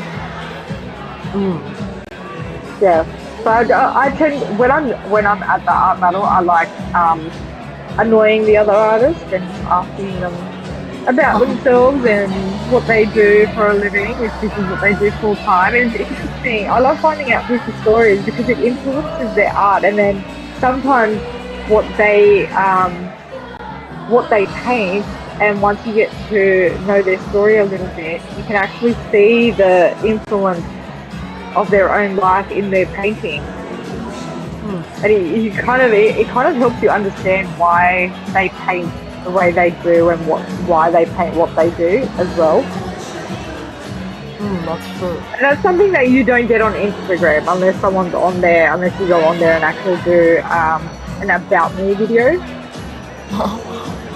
Well, that's definitely me. I specialize in digital art and actually curating artwork online. So I find as a professional artist, it's almost like a really essential tool being able to frame yourself and present yourself online just for moments like this. Because really, I didn't apply for Art Battle straight away. I actually got contacted by Art Battle um, because they found me online. Oh, okay. Yeah. Oh, so we've lost connection again. But yeah, I was gonna say the Art Battle found me online because I made a profile to showcase my artwork, and I find sometimes if you're an artist, and you know that you're fantastic and your family and friends do, but you don't really put the effort into your online presence, different potential networks can miss you. There's been Yeah. times when I've been in, art exhibitions, and you actually have to be able to present yourself professionally by giving your bio and your art history. Whereas if you have your online presence, that can actually help get you connections with jobs and Yeah. exhibitions and things like that. And so, ooh, we're getting ready to start now. Coming through here with the prize. Right behind you.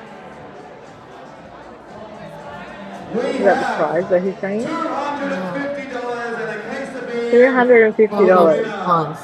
And a case of beer. There we And go, a with case of young beer. There we Henry. go. $50 from us. And a case of beer. And it's cold too. It's cold. You can't drink it on the venue, but you can drink it out front Oh, of the venue. apparently it's cold beer. It's cold. It's ready to go. I'm going to put this right over here somewhere so it's going to keep you motivated. And there we could see the yellows of the 50s been over there. Are we ready? Cash prize. We are. Okay, lovely. Everyone Yep, knows that they can everyone's ready vote to and go. bid on the artworks that There we are over go. there right now. You can go see them over there. You can check them Yep, out. like Luke Get is to it saying, and he's get saying the more. bidding is It's still the hot open. topic. Artists, we're ready to go. And Everyone, once we're this ready to round is go over, you can now. bid on these ones too. Let's do this. Yes, and you'll 10, also be able to vote for the final 9, winner from 8, our 7, semifinalists 6, here. 5, 4, Well, finalists. 3, 2, 3, 2, 2, 1. 1. Here we go. Here we go. So we have the same timer, 20 minutes, but the pressure is on. The artists are probably exhausted from the first round, so just being able to then deliver another painting straight away.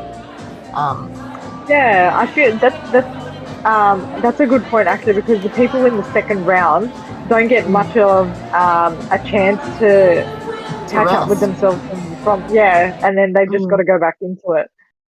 yeah, exactly.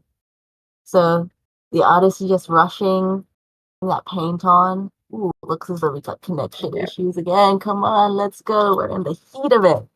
Um, But yeah, exactly. I find, sometimes you're just dealing with normal nerves. Sometimes you want to go to the bathroom or you want to rest.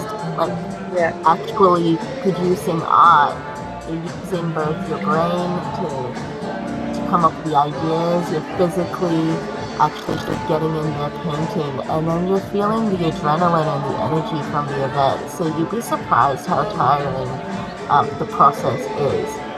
So part of the finalist's job is not only to deliver, but it's also to just keep preserving that energy and going forwards to create another artwork again. So we've So it got looks two as people sketching, and then we've got two people with black backgrounds. yeah.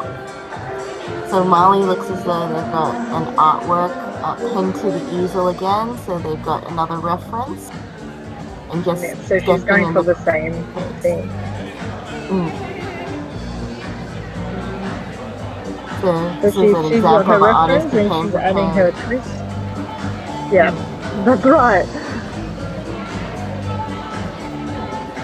And yeah, exactly. It could be that she's just using that the reference just to get the structure of the face, and now going in with her own twist, as you say. We're going in with blue this time, just slapping that color on. We're 2 minutes in, so really the artist is just focused on just getting that face happen. We've got Astrid. Astrid, she's taken the painting off the easel, is working like you see on the floor. Has she got her hair dryer? Is It's that what hard to she's see, doing? might have been, because it looks as though the canvas is dry in the Yeah, it's already center. dry. In general, I find acrylic paints are quick drying, but at the same time, when you're using such a huge surface area, some of the artists really want to get that dry base before adding another layer. Yeah, it just depends on your style of painting. If you need it to be layered, or if you need it to be layered, then you need it to dry pretty quickly. So this is Can Robert we figure out again. what Robert is painting? I don't know, it looks to me like a close-up of a skull, actually. But, well, I'm it's kind of just base getting a layers and cow. Do you think it's like a cow's head? it's possible. This is when the artistic views kick in, and you start seeing different things out of shapes. That's it. We're too early to judge. And Javier, he's going for nice crisp slime work. It looks almost like the bottom of a Lip. lip, maybe. Yeah, yeah. There we So go. was he was the one that He's did the got eye? outline. Yes. Yeah, so he's going for lips now. Bit Yeah, I Roman can see an stone outline here. of the lips. Yeah. So it's possible he might actually be doing similar to that first round where he's starting off by just putting his main focus in the center and might be splashing on his colors afterwards. So if He's also you've got his own headpin actually, bone, as if he's yeah, using I his noticed own. that in the first round as well. So if you've actually gone on and you've bidded on his first artwork, then you might want to keep your eye on this one because you're making a matching one.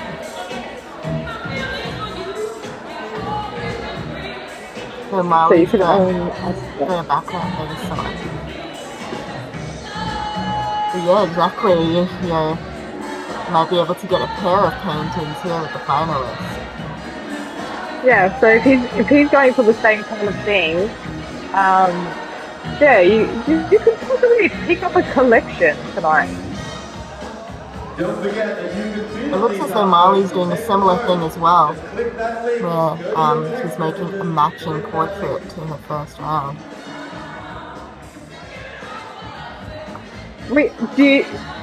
In your opinion, do you think it's risky or it's like what do you think? Let me put it into different words. How risky do you think it is to do the same style of painting for the second round? To be honest, depends. Like the worst word ever. I feel as though if you've really proven your strength in the first round, your style, and it's carried you forward, and now when you're this moment where before we were talking about getting a bit of fatigue from going for a longer round, you know that you have that little bit of confidence to carry you forth by doing something that you know that works and you're familiar with. But I suppose the downside of it might be it just depends on how strong your competitors are. Because if you're in a situation where you really got to push yourself further, experimentation might actually help you out. So with Robert, his image is completely different. Before he did a whole portrait face, and now it seems as though we can't really recognize what the shape is. His reference looks as though it's a bull or a cow at this stage, so I think that's changed. Oh, actually, yeah. Okay, I can see it. It depends. He might go in an abstract direction. So, answering your question, it could be that Robert is pushing to experiment, doing something different. Where for Javier and Molly and Astrid, all of them are doing artworks that are very similar. So in a way, they're setting the audience expectations on what to expect. So going off previous art battles, there was only one time that someone had won doing the same style of painting, and that was Astrid. So she did the same thing in the first one, and then she did the same thing in the final round, and she won that art battle. When it comes to all the other art battles, including that one, people that have done the same, like very similar to the first round, it didn't turn out that well. So I don't know. It's really hard to tell. Yeah. But I feel like it works in your favor if you are willing to show more of your skills. So if you've done one piece, then people kind of have seen, okay, you can do this.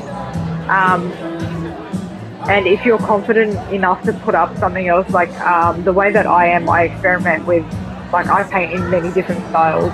So to be able to put up 2 artworks in one night, I love the opportunity to be able to do 2 completely different things. We saw with Class Bunny as well last month that she put up 2 completely different things as well, and she won.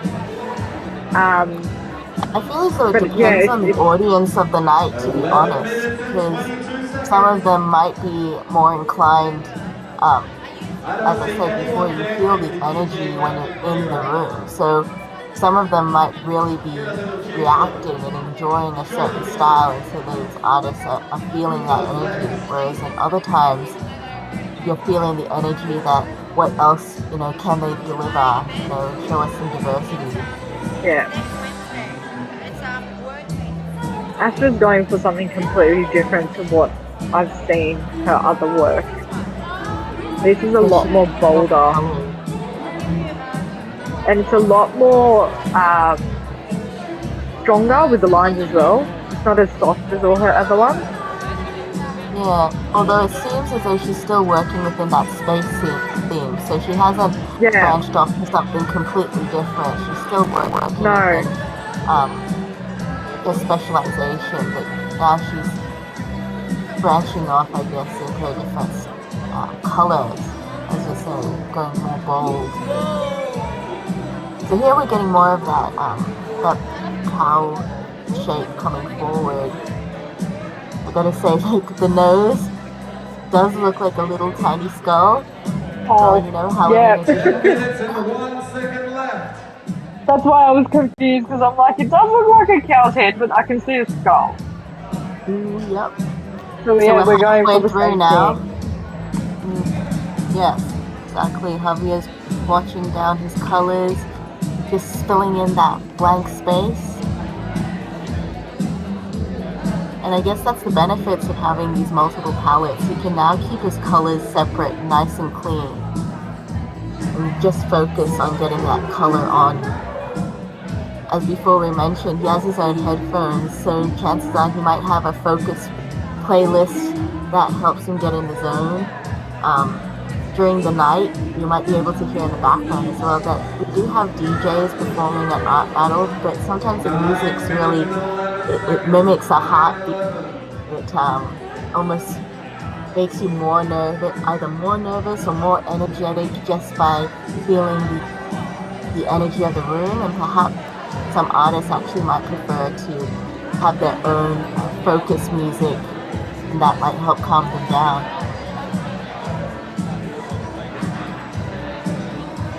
It's really hard. Like the audience doesn't realize how much everything has an influence on what you're doing when you're up there painting. Like they can hear the music and they can see you and they can see the other artists and everything, but they don't realize that you can't see the other artists. You don't know what they're doing, what they're putting up, and that music. It's not something where you can just pop along to and enjoy. Like it's your background music. It's your groove for that painting. Yeah, it does. It actually does. I find music often influences my artwork, and so that music can really, give you that, I don't know, become part of the painting that you're doing. The art battle was actually challenging for me in a way that I don't actually listen to music when I paint at all. Like I actually like complete 7 silence. minutes and 42 Um, seconds. I don't know why. I enjoy the piece and I like being able to concentrate on what I'm doing and not on lyrics of the songs and things like that. Ooh, Oh, Ashka's completely she's got, transforming her yeah. paint. She's Maybe going in she wanted to with try really something bright new and colour. it didn't work the way she wanted, but she's now transforming it. And I guess that's the downside of if you're experimenting and you don't like it. Yeah. You don't really have a chance to just do it again. You have to work with what you got. And so now she's got the same canvas, she can't do anything, so now she's just got to transform what she has into something new. We do only have 7 minutes left, so Like in art battle, if you, I know I've done it so many times, I've leaned on the canvas or I've the brush has gone a different direction or I'm going to reach for the water and drawn straight across it. When you're in art battle and something like that happens, then you just gotta go with the flow and work it in. and it's exactly as you were talking about before with when you can get art block in normal life. Sit down, go back and work on it. But here, if you get art block during the competition, you don't get a chance to just stop. You just got to keep going and figure out a way. So here it looks as though Robert's added a lot of detail with the texture of the hair. He's going for a Highland cow sort of look. Still got that skull nose, so maybe he might actually want to keep that in there. Yeah, I think he's done that. That's on. I think that was one of his aims to be able to put that in because it looks like it's very defined. So it looks like he was meant to do that. So I think he's kind of working the same way Marley is. So he's got a reference photo, but he's just using it as a basic shape and just adding his own twist to it. That's it. And here with Javier, it looks as though he's put the focus of the lips, but now he's using color to subtly shape a jawline and the shape of a nose.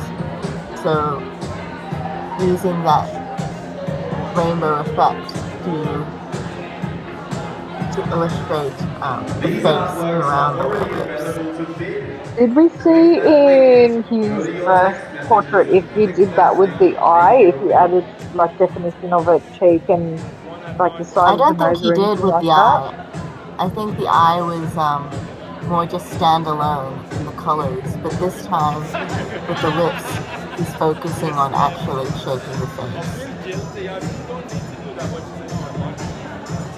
So perhaps So this is definitely a mapping piece. So if anyone has did it on the other one, you might think about this one as well. It would be really great to have those side by side. There are 5 minutes left, so really the artists need to be cracking on and getting some of that detail in. Here we have Molly, again going with that sort of pop art feel. Got the main layers of the skin and the face in, just using those bright colors to really shape and contrast. I love how she's made her lips almost 3D with just little color. She's using here And like some palette knives to really get those huge tweaking strokes. Actually, you can even hear the sound of the canvas going swish, swish. Just cutting across there. I think she's done the same mistake as the first round and just underestimated the time just that little bit. So now she's starting to panic. Yep. Yeah, I feel like Astrid, went a whole different direction. I don't think this was her intention, but I think she's pulled it out of it really well. I feel as though, because she does so many different space galaxy themes and soft blues and purples, she feels confident in that style, but now that she's tried something new, she hasn't had the luxury of experimenting to see whether she liked it. And so now that we're in the heat of the competition, she just has to keep running with it. Yeah, so when she actually put that red and that orange down the first round and I said it's very different to what she normally does, then I feel like I was a bit right in that, because it would have been something that she's experimenting with in this moment. Because all of her artworks are pretty much in the purples and the blues and the pinks and the really light colours. There's nothing that she has that's really that bright red, like the primary colour kind of tone. Here, Robert is adding final details with some splatters, and I find that this step is used best at the end, because you can get quite messy if you're trying to paint over the splatters.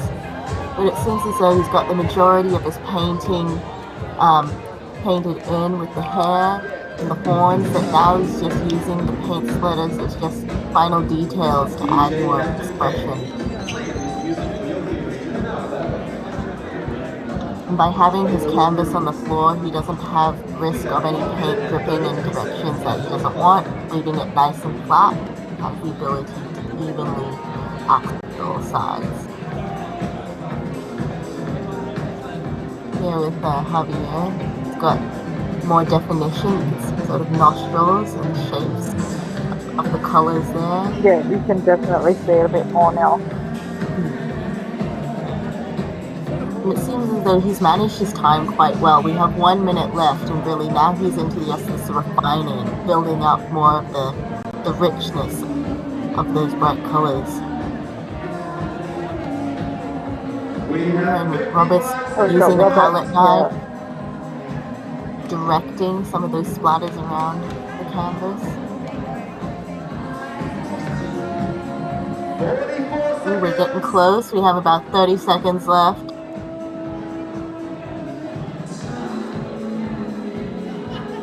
So what have we got? So Marley's adding on some splatters. All the artists seem to know the same hack. The splatters just add that extra detail. It's quite quick to execute. Oh, I don't know if Astrid knows if she's finished or not. It actually looks quite cool, almost like a flaming planet, but it's really her innovation to be able to transform that piece when she was going in a different direction. And here we go, brushes down. We've reached the 20-minute mark. Oof. Feeling exhausted with the artist. See the sweat. Place your bids too. Let's make a round They've all put up really good pieces, though. Standing up here right now. I gotta say, finally they can sort of We're breathe, gonna announce this prize sigh very of soon as relief. well. Announce the winner soon. Get your votes in. So Yep, again, get your votes use in. that link at the bottom of the page on the screen to vote for your favorite artists. The photographer is probably going to come around right now and take photos to update that link. And here you can see more clearly, up close in detail, the brushstrokes of those rainbow colors overlapping together as the lips and that face emerges. 55. And here I'd say Molly did very similar as before, adding a lot of detail and precision to the facial features of the eyes and the lips, and then adding movement and expression to the rest of the body palette knife. She's almost got this rock star kind of look to her portrait. In a way, you could say sort of like the 80s makeup with that pink and blue around the eyes. And here, Astra's completely transformed her painting, but again, using that soft brush technique where she smoked out some of the intensity of those colors, as if it's powder. 10 minutes to bid. 10 minutes. Luce just mentioned that there's 10 minutes to vote. 10 minutes, and so the same thing goes with bidding. All of these paintings are for sale as well, just like with the first 2 rounds. Yeah, so make sure you get on. And you can see Make the sure you way get the on, spider. make sure you vote, make sure you bid. Follow the link, register. This is like the one that you actually need to be involved with to bid, because some of these are so close that every single vote counts. So if there's an artist that you really like and that you want to support, make sure you vote for them. Make sure this is the round. If you didn't vote last time, make sure this is the round that you vote for them. I would suggest as well just voting quickly, because they are going to announce the final winner soon, so you don't want to wait too long and miss your chance. They're the artists that are packing up, feeling exhausted, producing such great works rapidly, again with minimum break time, just jumping straight into it, so great job.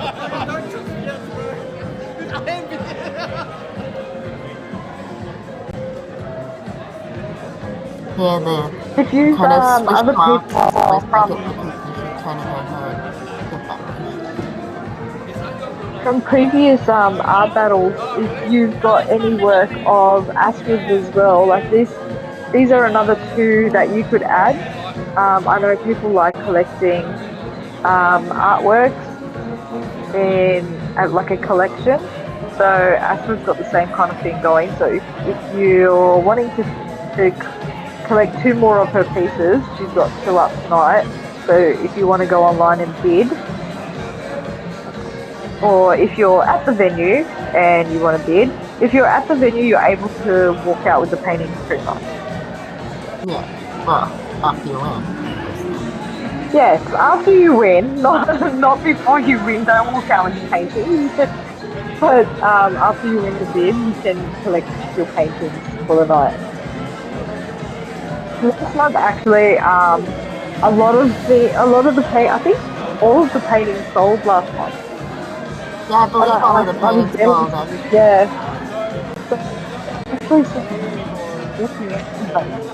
So it was really good to see so many people buying art. When I competed, my painting sold, and I tell you, from an artist point of view, it's just so amazing to be able to create that artwork and see it sold and appreciated and loved by the audience members on that night. Yeah, I think all my artwork sold through Art Battle. So I did it's a different feeling when you see someone walking out with your painting. Yeah, It gives you a definitely. different kind of confidence. I suppose it's similar to that online thing we were talking about before. Somebody could, like your work or buy something, but just feeling of actually perhaps being there, receiving those positive feedback and knowing that your artwork was sitting right there and now it's going off to a good home. It does give you a lot of confidence as a It creator. is like if you don't get hearts and comments on your post, it's the same thing. Like in Art Battle, like your artwork is there and you have no idea because you're there and you're waiting for results and you're trying to get over that whole adrenaline. You're waiting for it to calm, that you don't realize that people are bidding and voting. And then when you see someone at the end of the night walking off with your painting, you don't realize how many people were actually liking it and interested in it, and someone actually loves it enough to take it home.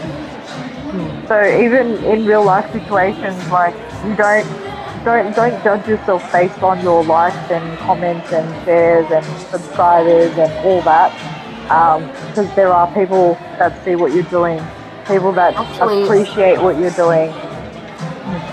well, as we're zoomed into Robert's work, you can actually see that in the paint texture itself, it's almost like he used a palette knife or the handle of a brush to actually scratch in and define little hairs on that cow. So Yeah, I as think he goes actually has by a camera, scraper. hmm, on the camera you can Uh, see a lot. You have a really good quality camera, but in person to see that texture, there's a lot of details that they managed to get in with that Okay, limited we have closed time the frame. votes. And we have closed the bids. Announcing the winner soon. Ooh, sounds like voting is closed now. Here we get close up of our prize. We've got our cash prize and some beer and with then the an young Henrys. 150. And what And is what's this? that? Ooh, Art art design. supplies. Oh, Oh art my God. supplies. Can I just say, as an artist, that makes me so happy because, boy, buying art supplies is expensive these days. And if you get art supplies as a prize, that is fantastic. Oh yeah, yeah. No matter what all the prize money we win goes to art supplies anyway. That's pretty much what we do with it. It's like a never-ending story. Well, I mean, part of your Do creative you? experience is learning to be quite, I don't know, resourceful using what you have at hand. There are some things that are quite pricey for me. Like I'm a digital artist, so I constantly have to pay for software and subscriptions Yeah. um, to continue. Whereas other things, you might get away with. It could be you get ballpoint pens. Ballpoint pens are pretty, cheap. You get them from the stationery shop, but then you can learn to create awesome artworks. So um, just because you don't have the best materials all the time doesn't mean you can't create something awesome. Um, There's I was also actually speaking with someone online the other day, and she didn't have any paints. What she was doing was using markers. This was a schoolgirl. She was using her school, marker supplies to create artwork. So it just shows that, even as someone who's a hobbyist and not a professional, being able to use the tools and resources that you have can still create some really awesome stuff. But yeah. yeah, yeah, I go think you ahead. should also we should also try and normalize upcycling as well. Hmm. Um, Not always using brand new canvases and always using canvases. Like I upcycle a lot of things that I find as well. Like I do surfboards, like Mm, old instruments like guitars and old skateboards and things like that. yeah. Um, and I definitely, and I hope a lot of people do this as well. I don't want to find shame in it, but I do paint over my old canvases and my old paintings as well. Because I feel like upcycling is something that should be normalized and we're not always spending our money on brand new shiny things. I feel as though it does depend on different artists and their art practice, because as you said, some might have different ways of doing things. I can agree as well. I often just find cardboard, either you bought something from the shop and it's the leftover packaging or cereal Yeah, boxes, and you can really create interesting things. And for all you know, it might not even be the final artwork. It could be that practicing before you get to your final artwork, and you're just reusing materials on hand, so that way you're not wasting. yeah, like it really is an expensive. People don't realize how expensive it actually is to buy supplies, like good quality canvases, paints, all the brushes that you need, all the things that you want to experiment with. In your case, your software and everything like that. People don't realize how expensive it can actually be and how much we actually spend on being able to bring this artwork to life. That if people, like if there are people that are listening that are beginner artists, don't feel ashamed to reuse canvases. People do it all the time. I've been painting for many, many years and I still do it. But even if you want to start, if you want to find your style, the best way to do it is to repaint over your canvases and until you find what you're comfortable with, and you can pick up a brand new canvas and be able to paint exactly what you want. Well, actually, before we were talking about art blocks, and what I find is sometimes having a really using really expensive materials, like getting special Yeah, canvases or special paper, sometimes you feel intimidated because you think, well, I spent a lot of yeah, money, I don't want to ruin it by making a mistake. Whereas if you actually, unconventional materials, or say you're reusing some of your materials, it takes a lot of the pressure off of having to be having a perfect outcome by allowing yourself to experiment and try new things. And for me, oh, I've created works out of like old drink cans, like old aluminum cans. I've also painted, skateboard and snowboard as well. So things that you think is not, a canvas at all, completely trying something new, and you come up with some really cool stuff. yeah. But yeah, 100%. Like when you do buy good quality, expensive things, then yeah, it's intimidating because you're like, oh my god, what if I stuff this up? I have to buy it all over again. Like, Hmm. can I afford it? But yeah, Yeah. that's 100%. That happens to me as well, when, especially with a canvas. I find it especially when I get framed, pre-framed canvases. Yeah. So I don't do that anymore because that completely blocks me off, and it takes me such a long time to even start something that I just don't do it anymore. Yeah. And again, like, there's no shame to like buying fresh materials, because if you go to the art gallery, so many artworks have been specially made, specially designed for exhibitions. But it could be that maybe you're reusing tools to practice. You're coming up with different mock designs, trying to adjust different sizes and dimensions, trying new materials. And then by the time you have the confidence and you feel as though, yes, I've got this, then when you do try out using a more expensive material, you're not buying 50 canvases because you've just stuffed it up. Yeah, You're practicing first on your cardboard perhaps, and then when you get your one canvas, you think, you know what, I've got this. You feel confident.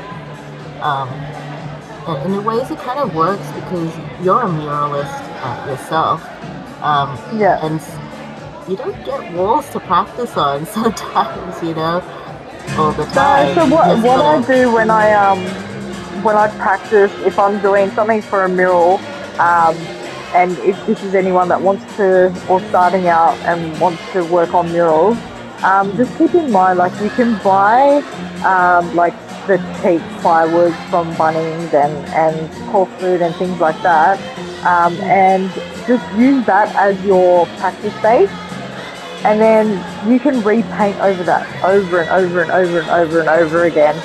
So um, you can take it outside and you can buy like ones that are large, so you're still working on something that's large scale, and you can use that as a practice if you want to get into murals. That's just a quick tip from me.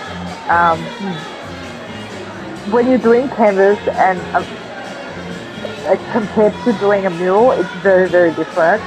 The texture is different, the paint is different, especially if you're using aerosols and the Yeah. acrylics that you use if you're doing brush. You don't use the same acrylics on a wall, so the paint, like I was mentioning in the beginning of when we started this stream, that being able to adjust from different paints. So the paint that you use on walls is a lot more runnier than using acrylics on canvas.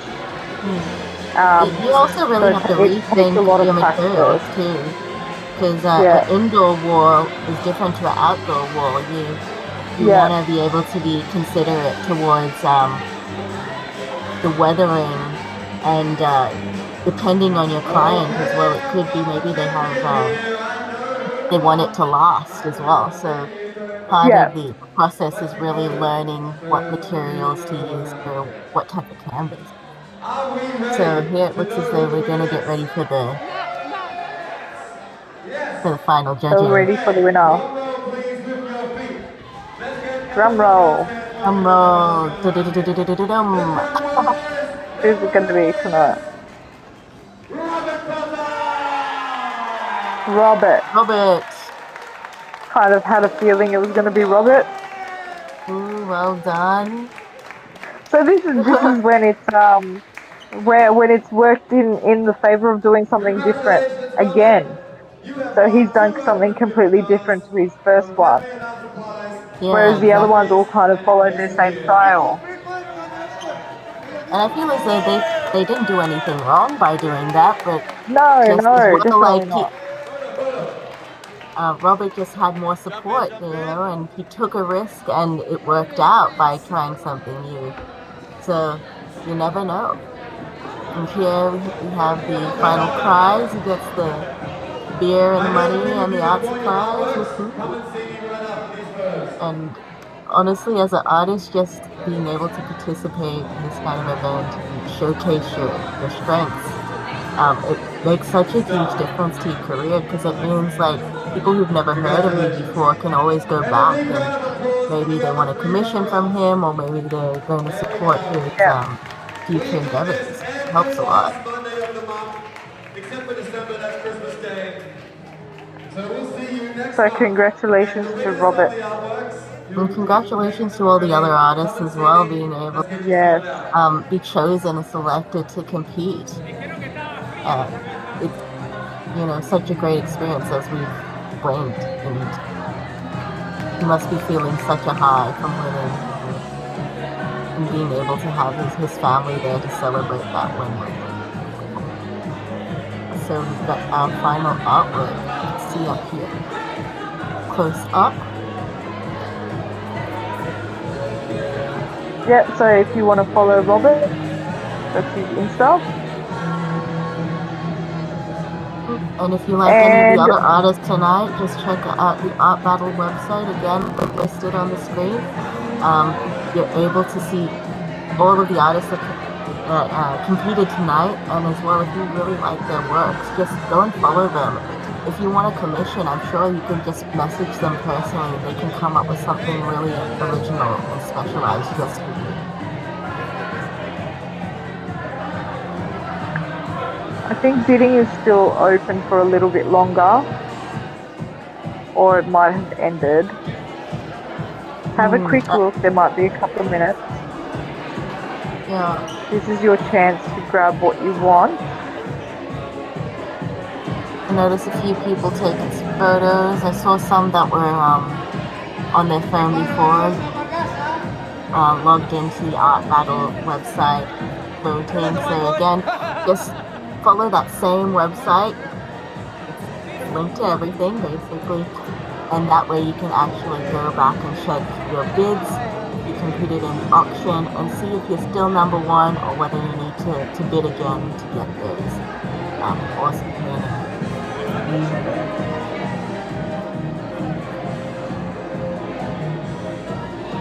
Okay, winning bidders, come and see me So right here we here. get photos with the winner. First up, go here. 1-5. Well, I wanted to say thank you to everyone that's joined us live. I hope you guys can make it into Art Battle next month, into the venue, and if not, I hope you can tune into the live stream for next month for a whole new 12 fresh artists, or we might have some returning as well, you never know. Yep, exactly. Thank you for sticking with us and for voting and supporting your local Sydney artists. Again, the Art Battle site will send you links. You can either continue to follow the YouTube channel where you can see the live feeds of the different Art Battle events from around the world. And if you're an artist yourself, this is where you go to register. So check that website out so that you can also register to participate. As Luke was saying, the events run every month. So if you're in Sydney and you want to get involved, this is the place to be.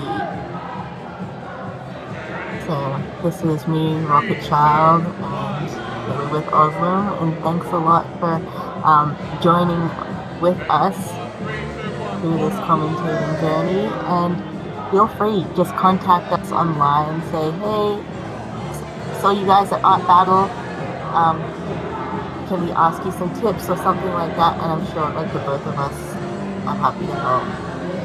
Or show us your artwork, send it to us, tag us. We would love to see it. Like we said, we would love to build an art community and support each other. Same as Art Battle, how everyone is gathering here and supporting each other. Send us, like us, follow us, find us, and show us your artwork. We would love to see it, and we'd just love to have a chat with other artists that connect. Definitely. I can see some artworks walking out already. So it sounds as though we've got some final, have been finalized.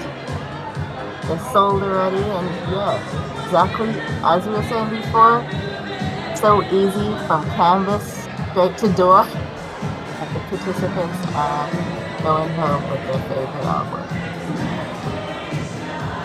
If you've missed out, if there's an artwork that you wanted to bid on and you missed out, definitely reach out to the artist, because a lot of artists do commission work.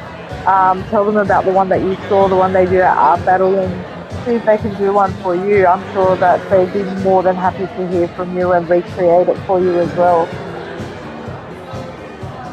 Yeah, exactly. You never know if you don't ask, and I'm sure all these artists are here for a reason. It's to connect with you guys.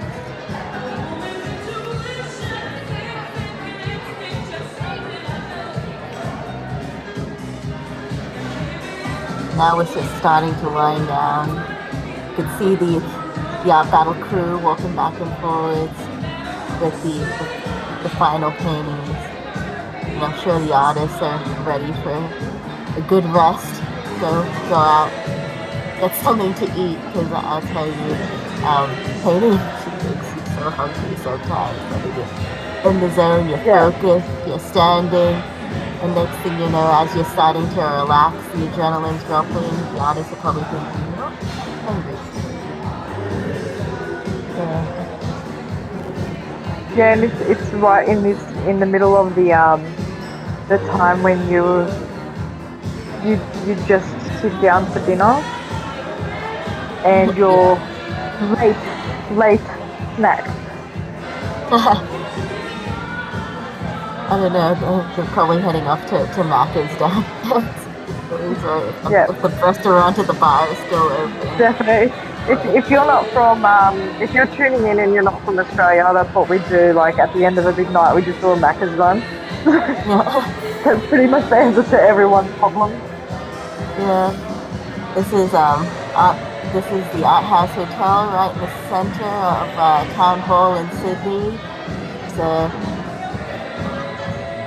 pretty much go out, have a good late night. But when it's 9 o'clock at night, I gotta say Australia does not do late night dining. McDonald's is the closest thing you got. One thing I Yeah, would suggest if you are an artist, get an early dinner so you don't end up super starving at the end. I think McDonald's needs to send us a meal after we give them a bit of a plug in here. Yeah, exactly. We've done an unofficial sponsorship for McDonald's. I think we deserve a thick steak, McDonald's. Thank you. Oh my gosh, get us a hamburger. Oh, but I think the Art House Hotel does have a restaurant. It is downstairs. The Art Battle event takes place upstairs. So here you can see we've got a bar and seating area, and actually we do a lot of different arty events.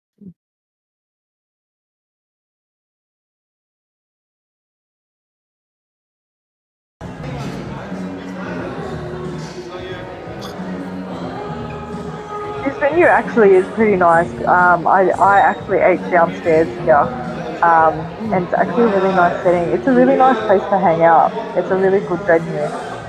Yeah, I think they do live art, live um live drawing events as well. I think it's quite a popular place for art students. So if you know the area, you should you should hop by, visit it.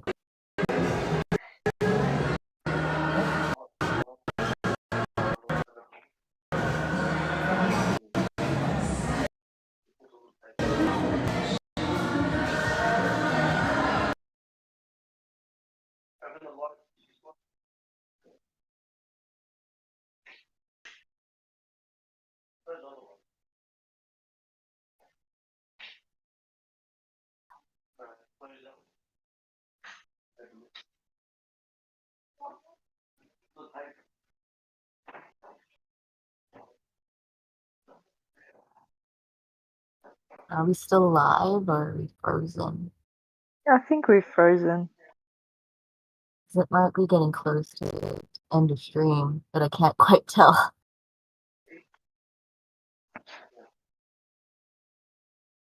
Mm.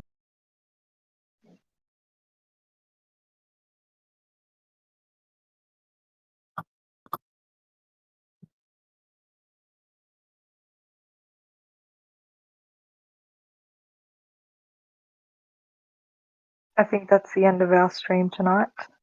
Yeah, it might Yep. be. Hmm. I'm just yeah, we might be at the end exactly because I'm just checking the YouTube page and it looks as though the feed is stopped at running.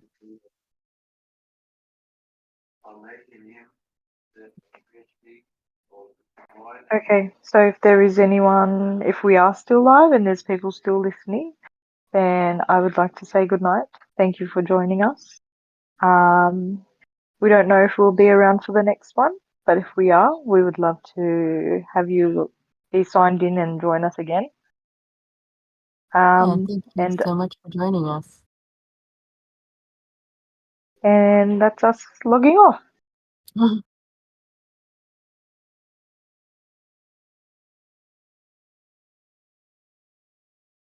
So from the looks of it, maybe Simon coming back. I'm not sure.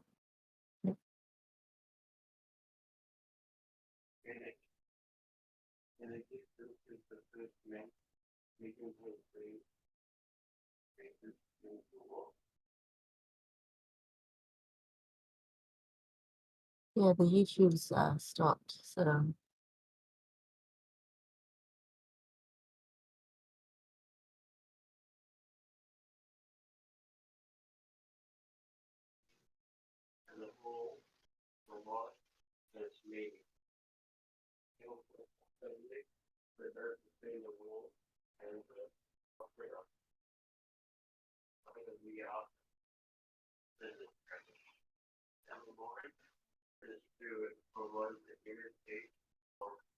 Yeah, that's the Simon logging on. So I guess we'll just end the call.